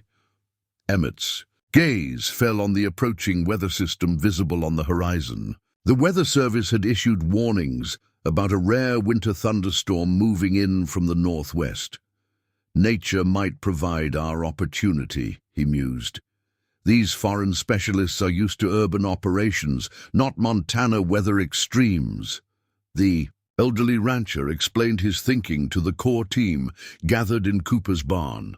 The thunderstorm would disrupt electronic communications, compromise night vision equipment, and force security teams to adjust patrol patterns. Most importantly, it will mask our movements, Emmett concluded, while providing a plausible explanation for power outages and equipment failures. Marshal Lawson, who had joined their planning session, raised a critical concern. My federal backup is still 12 hours out. We're dangerously undermanned for this kind of operation. We're not using conventional forces, Emmett replied, his weathered features set with determination. This valley has over 200 citizens who've been terrorized for months. They don't need badges or uniforms to help us isolate Blackwood's men. The marshal studied the elderly rancher with new respect. You've done this before, she observed, organized civilian resistance against superior forces. Emmett exchanged a glance with his son. Let's just say this isn't my first insurrection. He answered quietly. The plan that emerged combined military precision with local knowledge. Martha's network of teenagers would monitor road access points. Kathleen's restaurant workers would track movement in town. Margaret's equestrian friends would provide rapid messenger service between observation posts. And Cooper's retired veterans would establish a secondary perimeter if any of Blackwood's men attempted to escape into the wilderness. We're not confronting them directly, Jack explained as he assigned positions on the map. We're creating a fishbowl. They can look out, but they can't leave without being seen. Meanwhile, we extract the hostages and secure evidence. Special Agent Reeves studied the former investigator's strategy with professional interest. This isn't standard FBI procedure, he noted. That's the point, Jack replied with a thin smile. They're expecting standard procedure. They've trained for it, prepared countermeasures. They haven't prepared for 200 angry Montanans who know every deer trail and hunting blind in this valley. As the meeting concluded, Emmett pulled Marshal Lawson aside. There's another element to consider, he said quietly. When Blackwood's men realize they're trapped, some will try to negotiate. Let them believe that's possible. The marshal's eyes narrowed. False hope as a control mechanism? Emmett nodded. The more time they spend trying to bargain, the less time they spend destroying evidence or harming hostages. Special Investigator Thornton, arriving from her record search at the courthouse, brought unexpected news that complicated their planning. The mine property doesn't belong to Reed or any of his known aliases, she reported, spreading land records across Cooper's kitchen table. It's owned by a holding company registered in Wyoming, which is owned by another in Nevada, which traces back to a shell corporation in the Cayman Islands. Corporate layering to hide ownership, Jack observed. Standard money laundering technique. Yes, but here's the interesting part, Thornton continued. The final beneficial owner appears to be a private military contractor called Talon Group, a company founded by former Defense Secretary William Hammond. This revelation sent a ripple of concern through the planning team. Hammond had been forced to resign after a congressional investigation into private security contracts, but he maintained powerful connections in Washington. This adds a political dimension, Marshal Lawson noted with concern. Hammond still has allies in the Justice Department and Pentagon. All the more reason to secure irrefutable evidence, Emmett replied. Documents that connect Hammond directly to Blackwood's operation. The Sullivan twins' next transmission provided exactly what they needed. Photographs of command correspondence showing Hammond's direct involvement in planning the regional takeover. Hammond visited the mine complex 3 weeks ago, Tyler reported. Used a satellite phone with direct encryption. We managed to photograph his notebook when he left it unattended. The images, transmitted through their improvised communication system, clearly showed Hammond's distinctive handwriting, outlining Phase 3, Regional Resource Control, with specific mentions of water rights, transportation corridors, and government. Installations. This connects all the pieces, Melissa observed as she enhanced the images. Hammond provides political protection and financing. Blackwood contributes military expertise and loyal personnel. Reed supplies local criminal infrastructure. With this documentation, the operation shifted from local law enforcement to national security. Marshal Lawson immediately contacted her superiors at the Justice Department, while Special Agent Reeves alerted the FBI's Counterintelligence Division. Hammond's involvement changes jurisdictional priorities, Lawson explained after her call. This is now classified as a domestic terrorism investigation with potential foreign influence components. While this elevated support for their operation, it also increased the danger. Hammond's Washington connections meant potential leaks to Blackwood's organization through official channels. "We need to move before official resources arrive," Jack advised. "The moment this hits the formal intelligence network, Hammond will be alerted." Emmett agreed. "We have approximately 12 hours before the thunderstorm hits. That's our window." The next challenge was extracting the Sullivan twins safely. The young men had provided crucial intelligence, but their position was growing increasingly precarious as discipline deteriorated among the mine's security forces. "The Russians are conducting their own interrogations now," Jason reported through their signal system. "They don't believe we're simple ranchers. If they search us thoroughly, they'll find the communication device." This forced an acceleration of the extraction plan. Margaret Sullivan, working with Little Feather, devised an approach using the mine's ventilation system. The original shafts include emergency evacuation tubes designed for mine collapses, she explained, pointing to faded blueprints spread across Cooper's table. "Most are blocked now, but the main engineering shaft still has functional access. Points. Little Feather had already scouted the exterior connection. The opening is concealed by overgrowth, but it's intact. We can extract them during the patrol gap between security teams." The plan required precise timing and coordination. The Sullivan twins would need to break free from their restraints, navigate to the engineering level, and reach the evacuation tube during the exact 4-minute window between patrol rotations. "It's tight but feasible," Jack assessed after studying the patrol patterns. "And we have two advantages. The coming storm will disrupt their electronic surveillance, and we've already compromised their night vision equipment." Emmett nodded. "Approval. We'll create a diversion to extend that window if necessary.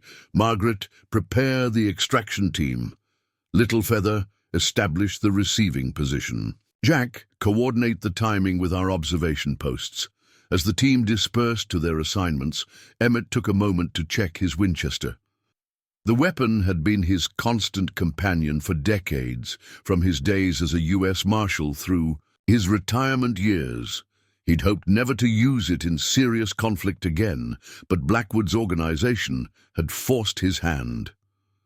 Special Investigator Thornton watched the elderly rancher with quiet assessment. "You're not what you appear to be, Mr. Holloway," she observed. Emmett's weathered face revealed nothing as he loaded cartridges into the rifle. "Few of us are, Miss Thornton, especially in places like Clearwater Valley. I ran your name through federal databases this morning," she continued. "There's a sealed file attached to your identity, classified at the highest levels. Care to explain that?" The elderly rancher met her gaze steadily. "Not particularly, but I will say this. There are men like me scattered across this country, men who served in capacities that don't appear in history books, men who wanted nothing more than to live out their days in peace." He chambered around with practiced efficiency. "But men who remember their oaths when trouble finds them." Thornton studied him with new understanding. "You were counterintelligence," she guessed. During the Cold War, Emmett neither confirmed nor denied her assessment. What matters now is stopping Blackwood before his operation causes civilian casualties. History can sort out the rest. The special investigator seemed satisfied with this answer. Fair enough. For what it's worth, I've seen your strategy. It's unconventional, but sound. Unconventional often works when conventional forces are anticipated, Emmett replied, his mind already moving to the next phase of their operation. Blackwood expects federal agents and tactical teams. He doesn't expect an entire community acting in coordinated resistance. Outside, the distant rumble of thunder announced the approaching storm. Emmett checked his watch.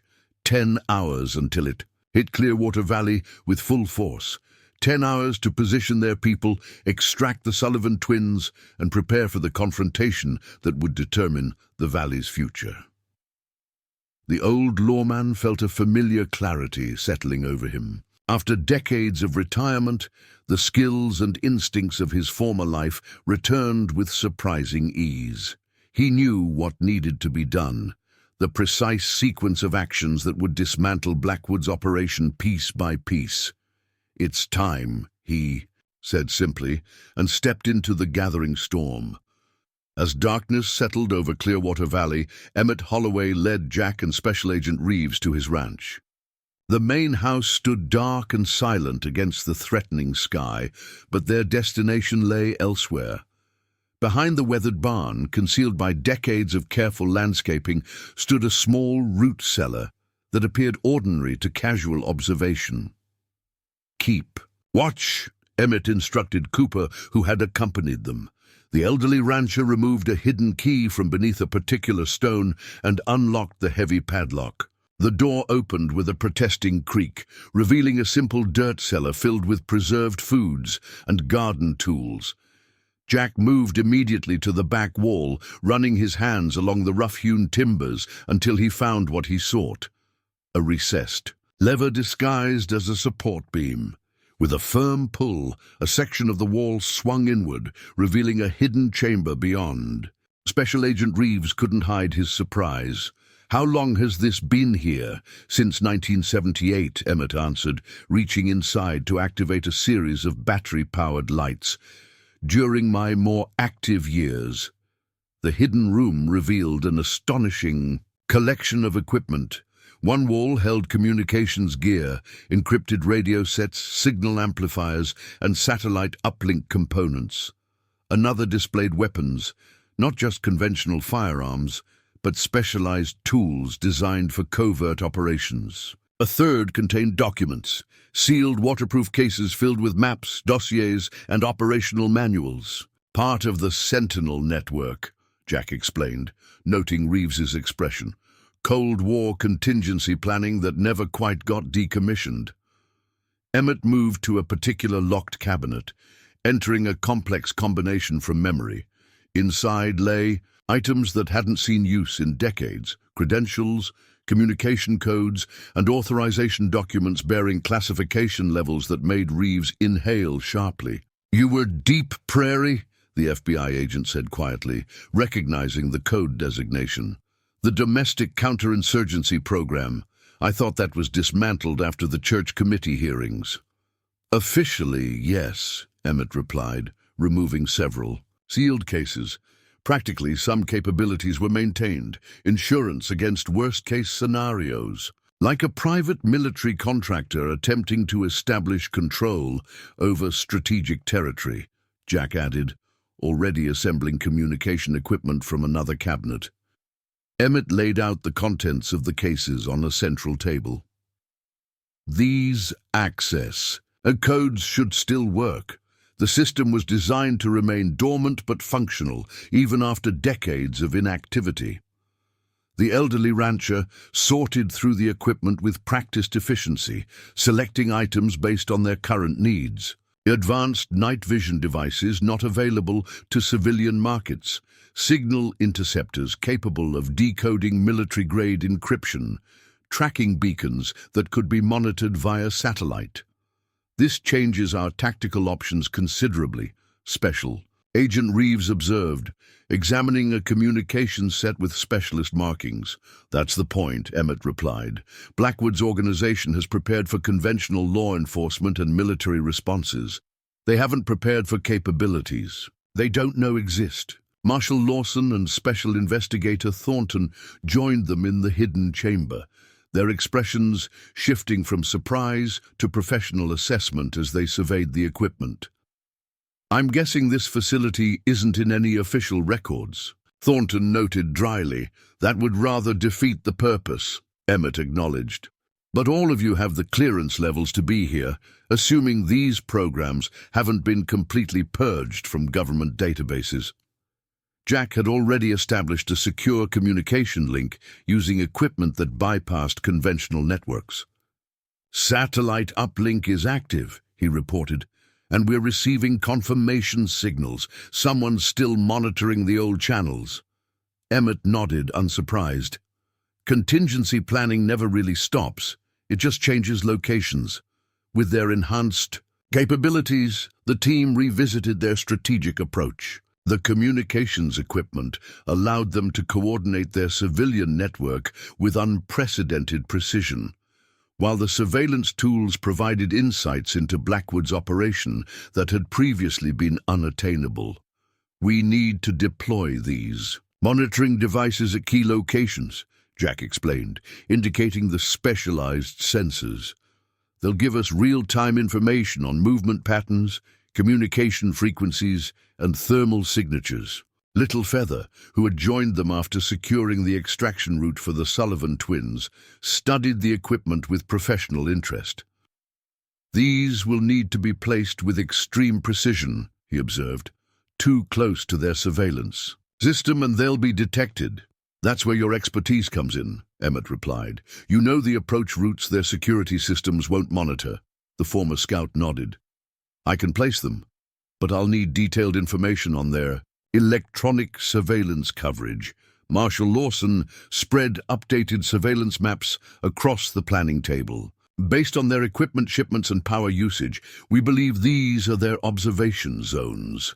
She indicated shaded areas surrounding the mine complex. "But there are gaps in their coverage, particularly during the patrol rotations." Little Feather studied the patterns with experienced eyes. "There's a seam between their surveillance systems here." He pointed to a narrow corridor along the northern ridge.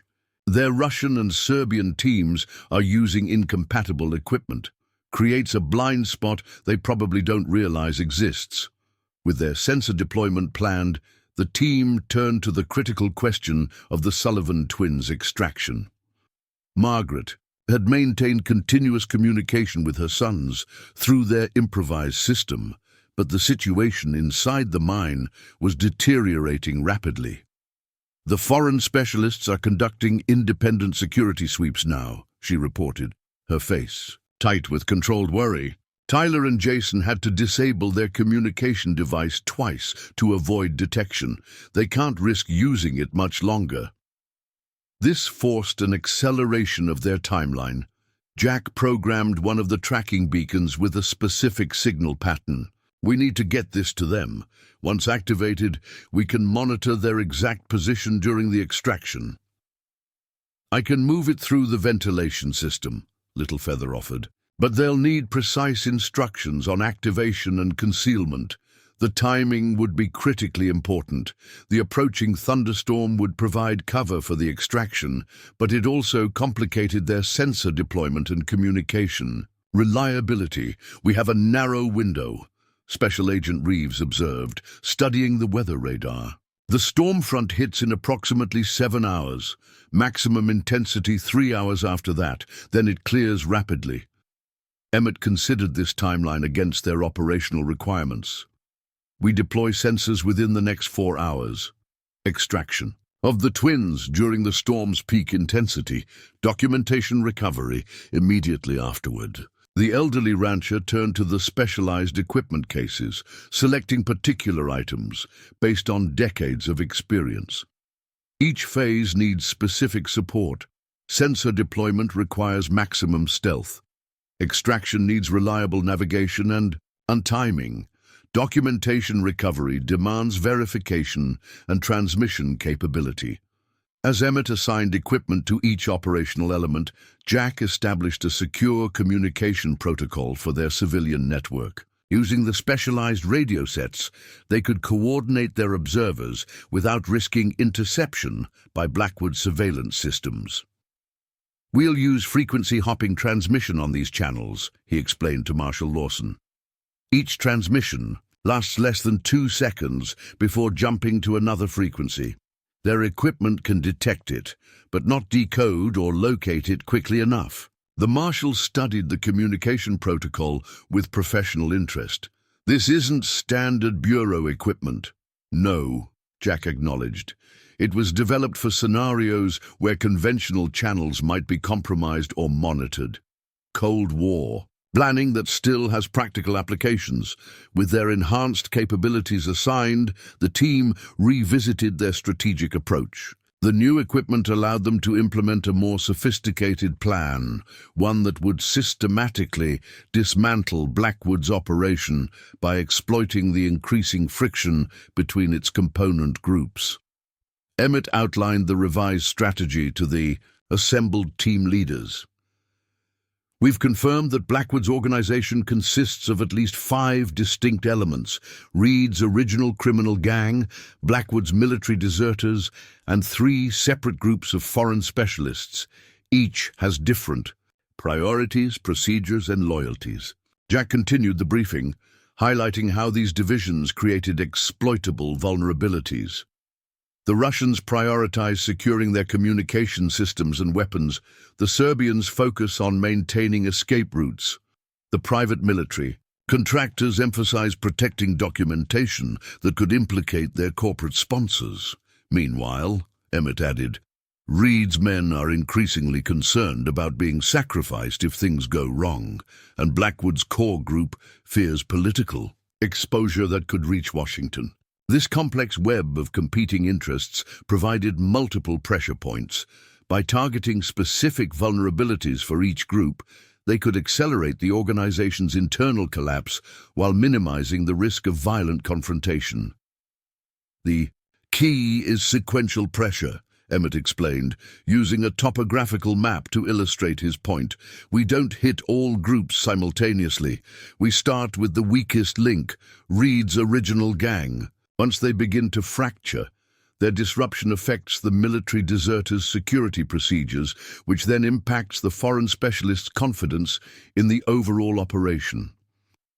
Special Investigator Thornton studied the approach with professional appreciation. "Cascading system failure. Each breakdown accelerates the next." "Exactly," Emmett confirmed. "By the time the storm reaches peak intensity, their organizational cohesion should be significantly compromised. That's when we extract the Sullivan twins and secure the documentation." With their strategy established, the team divided into operational elements. Little Feather would lead the sensor deployment, working with Cooper's most experienced outdoorsmen. Margaret would coordinate the extraction team, consisting of former search and rescue volunteers familiar with the mine's structure. Jack would manage the documentation recovery, supported by Marshal Lawson's federal authority. Emmett's role would be overall coordination, using the advanced communication system to monitor all aspects of the operation and adjust their approach as conditions evolved. "What about the civilians in town?" Special Agent Reeves asked, noting a potential vulnerability in their plan. "If Blackwood's men realize they're being cornered, they might take hostages from the general population." This was a legitimate concern that required immediate attention. Emmett turned to Kathleen Murphy, who had joined them after securing her tavern. "We need to implement the shelter protocol," he instructed. "Quietly move vulnerable civilians to the designated safe locations. Use the church basement, the high school storm shelter, and the old fallout shelter beneath the courthouse."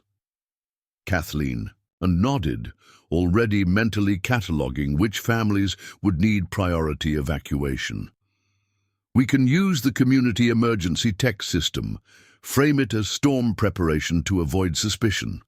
This approach would significantly reduce the civilian targets available if Blackwood's operation turned desperate. The designated shelters had been selected based on defensibility, communications access, and stockpiled supplies, another element of Emmett's long-term contingency planning for the valley. As the team leaders left to implement their assignments, Marshal Lawson approached Emmett privately. "There's another factor we haven't discussed," she said quietly. "Your role once federal reinforcements arrive." The Marshal's concern was valid. Emmett's unauthorized activation of classified resources, regardless of the justification, raised complex legal questions that would eventually require resolution. "I'm well aware of the potential consequences," the elderly rancher replied. "But those are tomorrow's problems. Today, we focus on neutralizing Blackwood's operation before civilians get hurt." Lawson studied him thoughtfully. "For what it's worth, I'll make sure my report reflects the necessity of your actions given the circumstances." Emmett offered a thin smile. "I appreciate the thought, Marshal, but I made peace with the potential costs when I opened that door." He nodded toward the hidden chamber. "Some capabilities come with accountability built in." With their planning complete, the team moved to initial deployment. Littlefeather's sensor team departed first, using the gathering darkness and approaching storm as cover for their movements. Each member carried specialized equipment designed to monitor specific aspects of Blackwood's operation: thermal sensors for personnel movement, signal detectors for communications, and seismic monitors for vehicle activity. "Place them according to the pattern we established," Jack instructed as the team prepared to move out. "Once activated, they'll transmit data to our central system automatically. Don't take unnecessary risks to position them perfectly. Approximate placement within 20 meters is sufficient." Cooper led his group of retired veterans to establish observation posts around the valley's perimeter. These positions would serve as early warning if any of Blackwood's men attempted to escape once the operation began. "Remember, observation only," Emmett emphasized. "Report any movement, but maintain absolute discipline. No engagement unless civilians are directly threatened." Margaret supervised the preparation of the extraction equipment. Her team would use specialized climbing gear and navigation tools to access the mine's emergency evacuation system. The approaching storm complicated their approach, but provided essential cover from Blackwood's surveillance. "The extraction window opens exactly 90 minutes after the storm reaches peak intensity," she confirmed. "The twins will be positioned at Access Point 7 by then." Jack worked with Special Investigator Thornton to prepare for the documentation recovery phase. This element was particularly crucial. Without concrete evidence linking Blackwood to Hammond's private military corporation, the broader conspiracy might escape justice even if the immediate threat was neutralized. "We've identified 3 priority targets," Thornton explained, marking locations on the mine complex schematic. "The communications center containing transmission logs, the secure room with operational plans, and Blackwood's personal quarters, where he keeps his private records." Throughout these preparations, Emmett maintained communication with their civilian network. Martha Richardson's teenagers provided continuous updates on activity in town, noting which of Blackwood's men were visible and how they were behaving. "The Russians have pulled their men back to the hotel," Martha reported. "They're not mingling with the other groups anymore. The Serbians are still at the tavern, but they've positioned someone watching the road to the mine." These observations confirmed their assessment of the organization's deteriorating cohesion. As pressure increased and trust diminished, each group was retreating to their own operational patterns, predictable behaviors that could be anticipated and exploited. Kathleen's evacuation of vulnerable civilians proceeded under the guise of storm preparation. Families with young children, elderly residents, and those with medical needs were quietly relocated to the designated shelters. Each movement was carefully timed to avoid drawing attention from Blackwood's observers in town. We've secured approximately 60% of the priority civilians, she updated over the secure channel. The remainder should be in position within the next 2 hours. As these elements fell into place, Emmett returned to the topographical map spread across the planning table. The approaching storm was visible as a massive front on the satellite imagery, its leading edge already bringing increased winds and scattered lightning to the valley's northwestern quadrant. The elderly rancher studied the map with the focused concentration of a chess master analyzing a complex endgame. Each element of their plan interconnected with the others, creating a synchronized approach that would systematically isolate, divide, and neutralize Blackwood's operation. Special Agent Reeves observed this planning process with professional interest. "This isn't standard FBI tactical doctrine," he noted. "No," Emmett acknowledged. "It's an approach developed for situations where conventional force superiority isn't available. Instead of confronting the adversary's strengths directly, you create conditions that turn those strengths into vulnerabilities." The agent nodded thoughtfully. "Like using their military training against them." "Precisely. Blackwood's men expect certain responses based on their training and experience. When those expectations aren't met, when they face approaches they haven't trained for, their procedures become constraints rather than advantages." This philosophy underpinned every aspect of their strategy. Rather than attempting to match Blackwood's military resources directly, they were creating an operational environment where those resources became increasingly irrelevant or counterproductive. As the first reports from Little Feather's sensor team began arriving, Jack activated the central monitoring system. Specialized displays illuminated, showing real-time data from across the valley. Thermal signatures representing human movement appeared as colored dots against the terrain map. Communication frequencies registered as waveform patterns along the display's edge.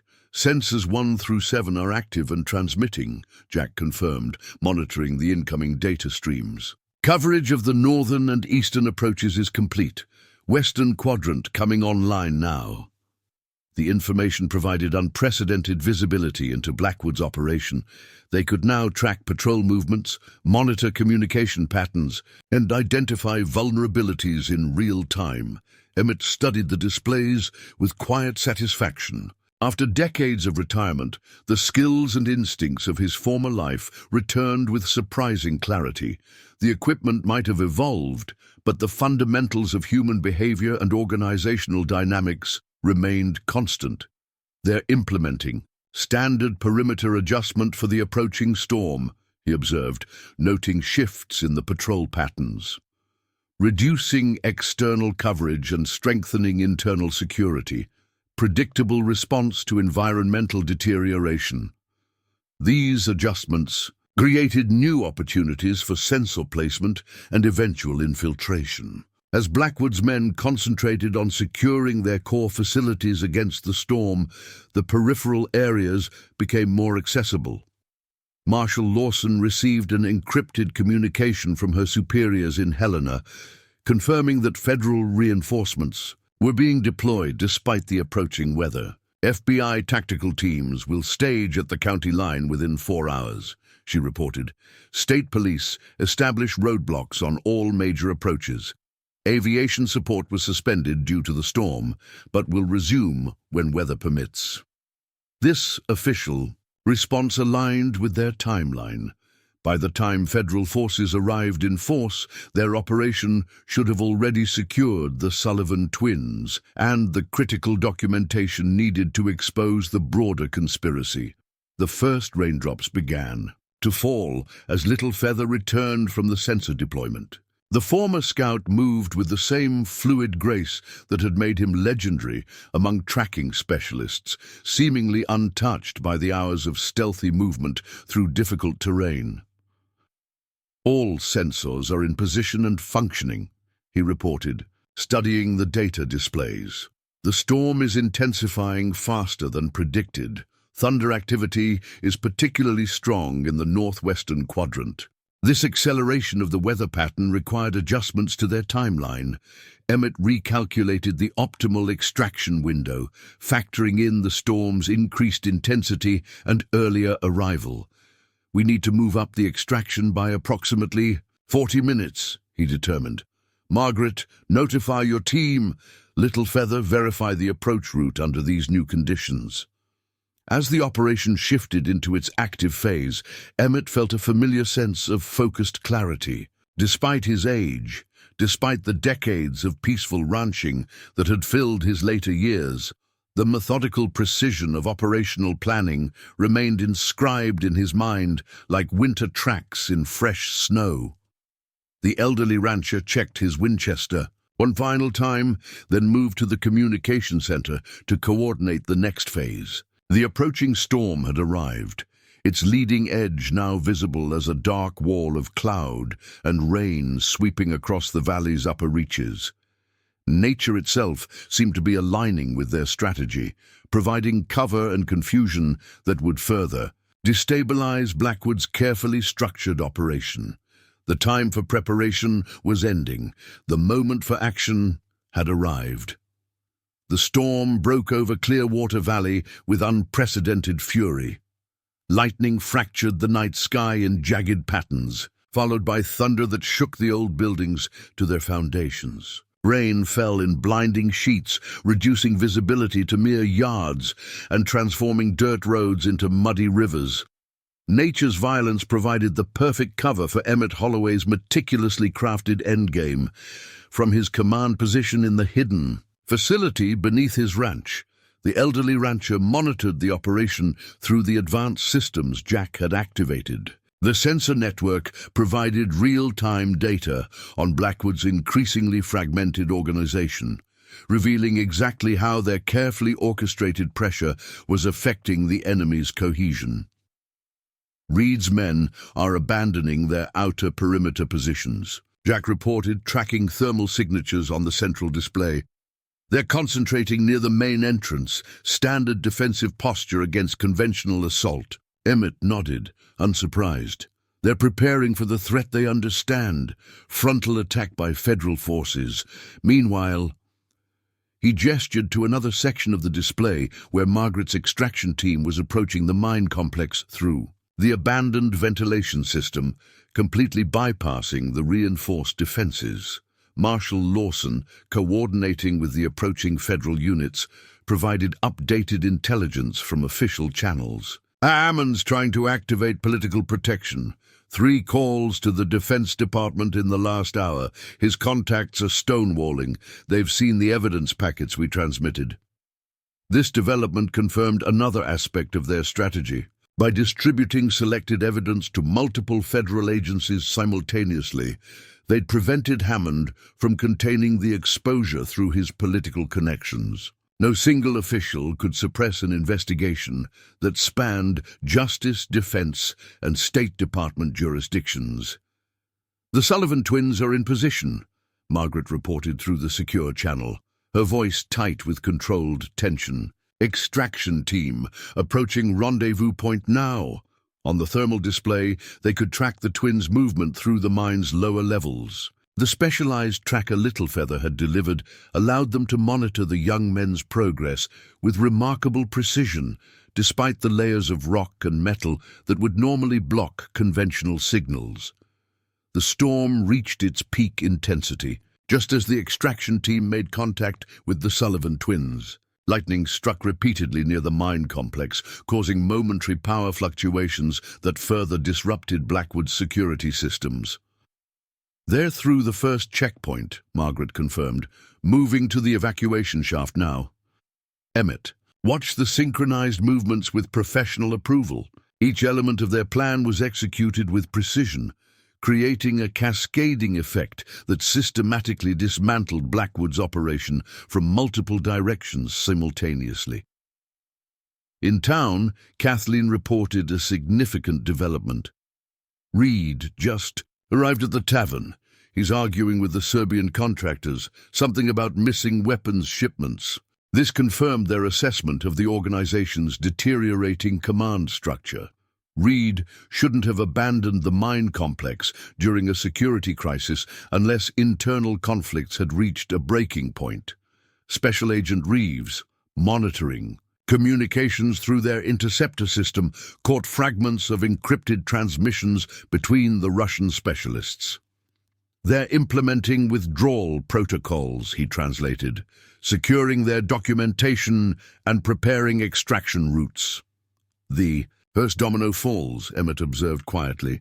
"The Russians are cutting their losses." The display showed thermal signatures of the Russian contingent consolidating their position, separate from the main defense perimeter. They were creating their own security bubble within the larger complex. The first concrete sign that Blackwood's coalition was fracturing exactly as Emmett had predicted. Outside the main complex, federal forces were establishing their positions, coordinated by Marshal Lawson through secure channels that Blackwood's surveillance couldn't intercept.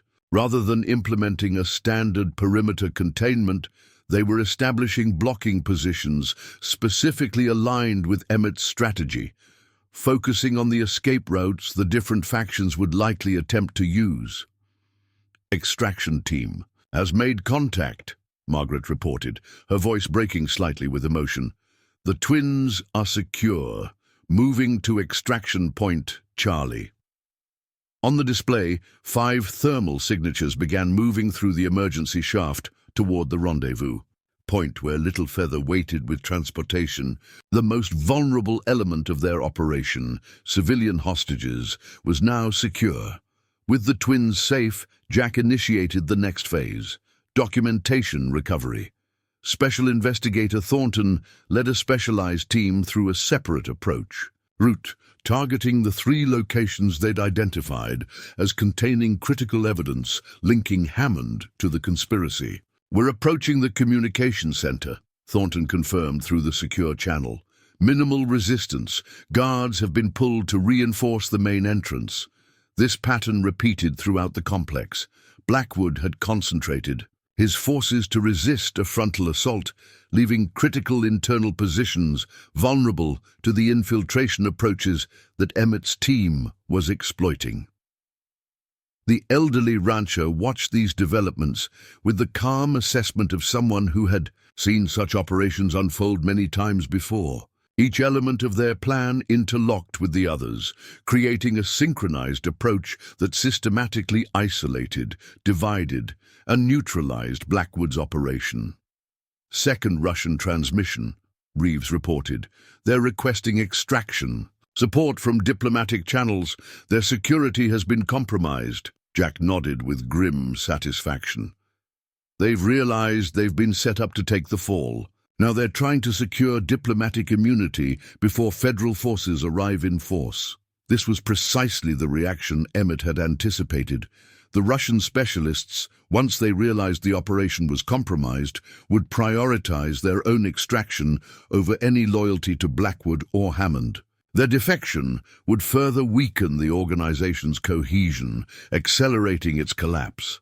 Thornton's team reported success from the documentation center. "We've secured the primary target materials, digital records and physical documentation, confirming Hammond's direct involvement, including transfer authorizations for military-grade weapons." With each successful element, the noose tightened around Blackwood's operation. The storm continued to rage outside, but within the command center, Emmett's team worked with the methodical precision of experienced professionals executing a carefully crafted plan. "The Serbians are moving," Martha reported from her observation post in town. 3 vehicles heading north, not toward the mine. They're cutting their losses. Another domino fell, with the Russians implementing extraction protocols and the Serbians attempting independent escape. Blackwood's carefully constructed coalition was unraveling rapidly. Marshal Lawson received confirmation that federal tactical teams were now in position around the valley's perimeter. All exit routes are covered. State police roadblocks established on highways 12 and 87. Air assets standing by for weather clearance. The official containment was now in place, complementing Emmett's strategy by eliminating any possibility of escape once Blackwood realized the full extent of his predicament. "Final phase," Emmett instructed, his weathered features set with determination. "Implement the disclosure protocol." Jack activated a specialized transmission system that broadcast selected evidence directly to multiple media outlets, federal agencies, and oversight committees simultaneously. This final element ensured that no matter what happened next, the conspiracy would be exposed beyond any possibility of containment. "Transmissions confirmed," Jack reported. "Information packets received by all targeted destinations." On the main display, they could see the immediate impact of this disclosure. Communications from Washington spiked dramatically as officials at multiple agencies reacted to evidence implicating Hammond in a domestic conspiracy involving foreign nationals. "Hammond's political protection is collapsing," Special Agent Reeves observed, monitoring the reactions through their intelligence channels. "Pentagon officials are distancing themselves. 3 congressional committees have announced emergency sessions." The storm began to abate as first light approached, its fury spent. Through the clearing weather, Emmett could see federal helicopters approaching from the east, bringing additional tactical teams now that flying conditions had improved. "Extraction team has cleared the complex," Margaret confirmed, her voice steady with relief. "The twins are safe. Minor injuries, but nothing serious." Thornton's documentation team reported similar success. All primary and secondary targets secured, exfiltrating through Route Delta, no casualties. Throughout the valley, Blackwood's once formidable operation was disintegrating. Reed's original gang members, realizing they'd been set up as disposable assets, began surrendering to federal authorities rather than face the consequences of resistance. The Russian specialists, having failed to secure diplomatic extraction, barricaded themselves in a separate section of the mine complex, unwilling to surrender but equally unwilling to fight alongside Blackwood's remaining forces. Through the command center's surveillance system, they watched the final act unfold. Nathan Reed, abandoning any pretense of loyalty to the larger conspiracy, attempted to negotiate his own surrender in exchange for testimony against Hammond and Blackwood. General Marcus Blackwood, the architect of the entire operation, found himself isolated in the mine's central chamber. His coalition shattered, his political protection evaporated, his military expertise rendered irrelevant by a strategy he hadn't prepared to counter. "Federal tactical teams are initiating the final approach," Marshal Lawson reported. "All civilians have been confirmed secure, requesting authorization to proceed with standard apprehension protocols." Emmett studied the situation displays one final time, confirming that all elements of their strategy had accomplished their objectives. The Sullivan twins were safe. Critical documentation was secured. Blackwood's organization was fractured beyond recovery. The broader conspiracy had been exposed to multiple federal agencies. "Proceed with apprehension," he confirmed. "Our portion of this operation is complete." As federal forces moved in to take custody of the conspirators, Emmett Holloway powered down the surveillance systems and sealed the hidden facility. Its purpose had been served, perhaps for the final time. The elderly rancher emerged from his command center into the clear light of dawn. The storm had passed, leaving behind a landscape washed clean, glistening in the morning sun. Throughout Clearwater Valley, citizens were emerging from their shelters, returning to homes and businesses that had been threatened by forces few of them fully understood. Jack joined his father on the porch, watching federal vehicles converge on the mine complex. "They'll have questions," he observed quietly, "about your resources, your knowledge, your past." Emmett nodded, his weathered face serene despite the challenges that likely lay ahead. "Questions I've been prepared to answer since I activated that facility. Some principles are worth the personal cost." Marshal Lawson's vehicle approached the ranch, followed by Special Investigator Thornton and several federal officials whose insignia indicated senior positions within their respective agencies. The moment of reckoning had arrived, but before they reached the house, a remarkable thing occurred. From the road leading into town, a procession of vehicles appeared, pickups, SUVs, farm trucks, carrying what appeared to be the entire population of Clearwater Valley. They parked along the property's edge, and families emerged carrying food, thermoses of coffee, and hand-lettered signs expressing gratitude. Samuel Cooper led the group, approaching Emmett with the dignified bearing of someone speaking for an entire community. "We know what you did for us," he said simply, "what you risked. The valley remembers its own." The federal officials observed this gathering with evident surprise, exchanging glances that suggested they recognized the political implications of attempting to prosecute someone with such obvious community support. Marshal Lawson stepped forward, addressing Emmett formally but with unmistakable respect. "Mr. Holloway, we'll need your statement regarding the events that have transpired, at your convenience, of course." The subtle shift in approach wasn't lost on anyone present. The full weight of federal authority had been tempered by the reality of local support and the undeniable success of Emmett's strategy. As the community gathered around their unexpected protector, Margaret Sullivan approached with her twin sons, now safely recovered from their ordeal. "I don't know how to thank you," she began, emotion making her voice unsteady. "No thanks needed," Emmett replied with gentle dignity. "This valley has given me peace for many years. I simply returned the favor." In the distance, federal agents led Nathan Reed and his remaining men from the mine complex in handcuffs. General Blackwood would soon follow, his ambitious conspiracy dismantled by an elderly rancher he had gravely underestimated. Tanner Riley, the young ranch hand who had stood with Emmett from the beginning, approached somewhat hesitantly. "Mr. Holloway, they found your cattle, most of them anyway. They're being held at the county fairgrounds until your fences can be repaired." This simple statement, focusing on the modest beginning of what had become an operation of national significance, brought a genuine smile to the elderly rancher's weathered face. "Well then," he said quietly, "I suppose we should get to work on those fences." As the community began organizing themselves to help restore the Holloway Ranch, Jack watched his father with newfound appreciation. "You never really retired, did you?" he asked. "You just found a different way to serve."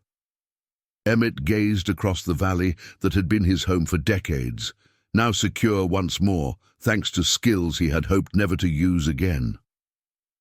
"Some oaths don't expire," he replied simply.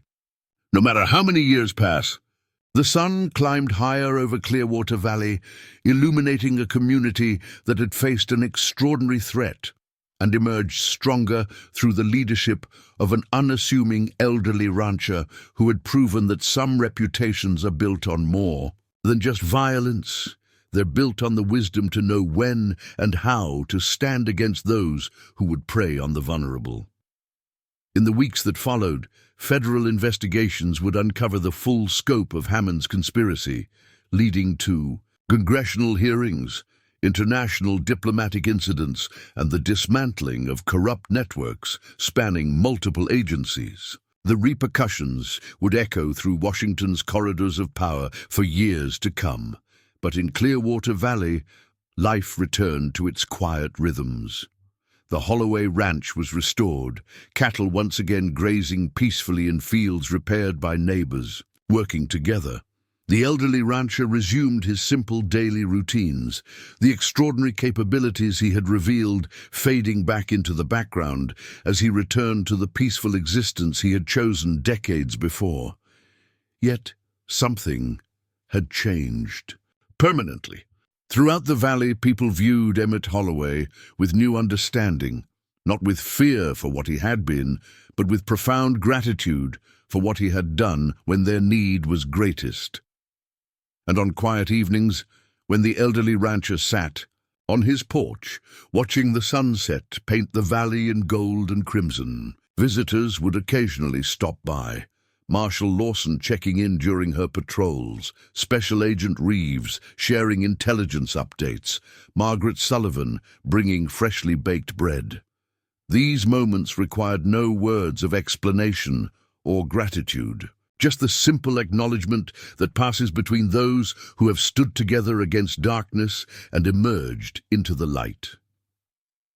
For Emmett Holloway, former U.S. Marshal and defender of Clearwater Valley, it was enough. The cattle were home, the community was safe, and the peaceful life he had sought for so long continued, richer now, for having been protected when threatened. Some battles are fought not for glory or recognition, but because they are necessary. Some strengths reveal themselves only when truly needed, and some men, no matter how humble their appearance, carry within them the unbreakable resolve to stand against those who would prey upon the innocent. The Blackridge gang had stolen cattle from what they believed was a vulnerable elderly farmer. Instead, they had triggered their own destruction by awakening a guardian whose greatest weapon was not violence, but the strategic wisdom accumulated through a lifetime of service, a weapon no amount of military training or political connection could overcome. In the end, that was the true legacy of Emmett Holloway, not the battles he had won or the enemies he had outsmarted, but the peace he had preserved for a community that would remember his quiet courage long after the details of the conspiracy had faded from memory, and that, perhaps, was the greatest victory of all. Up next, you've got two more standout stories right on your screen. If this one hits the mark, you won't want to pass these up. Just click and check them out. And don't forget to subscribe and turn on the notification bell so you don't miss any upload from us.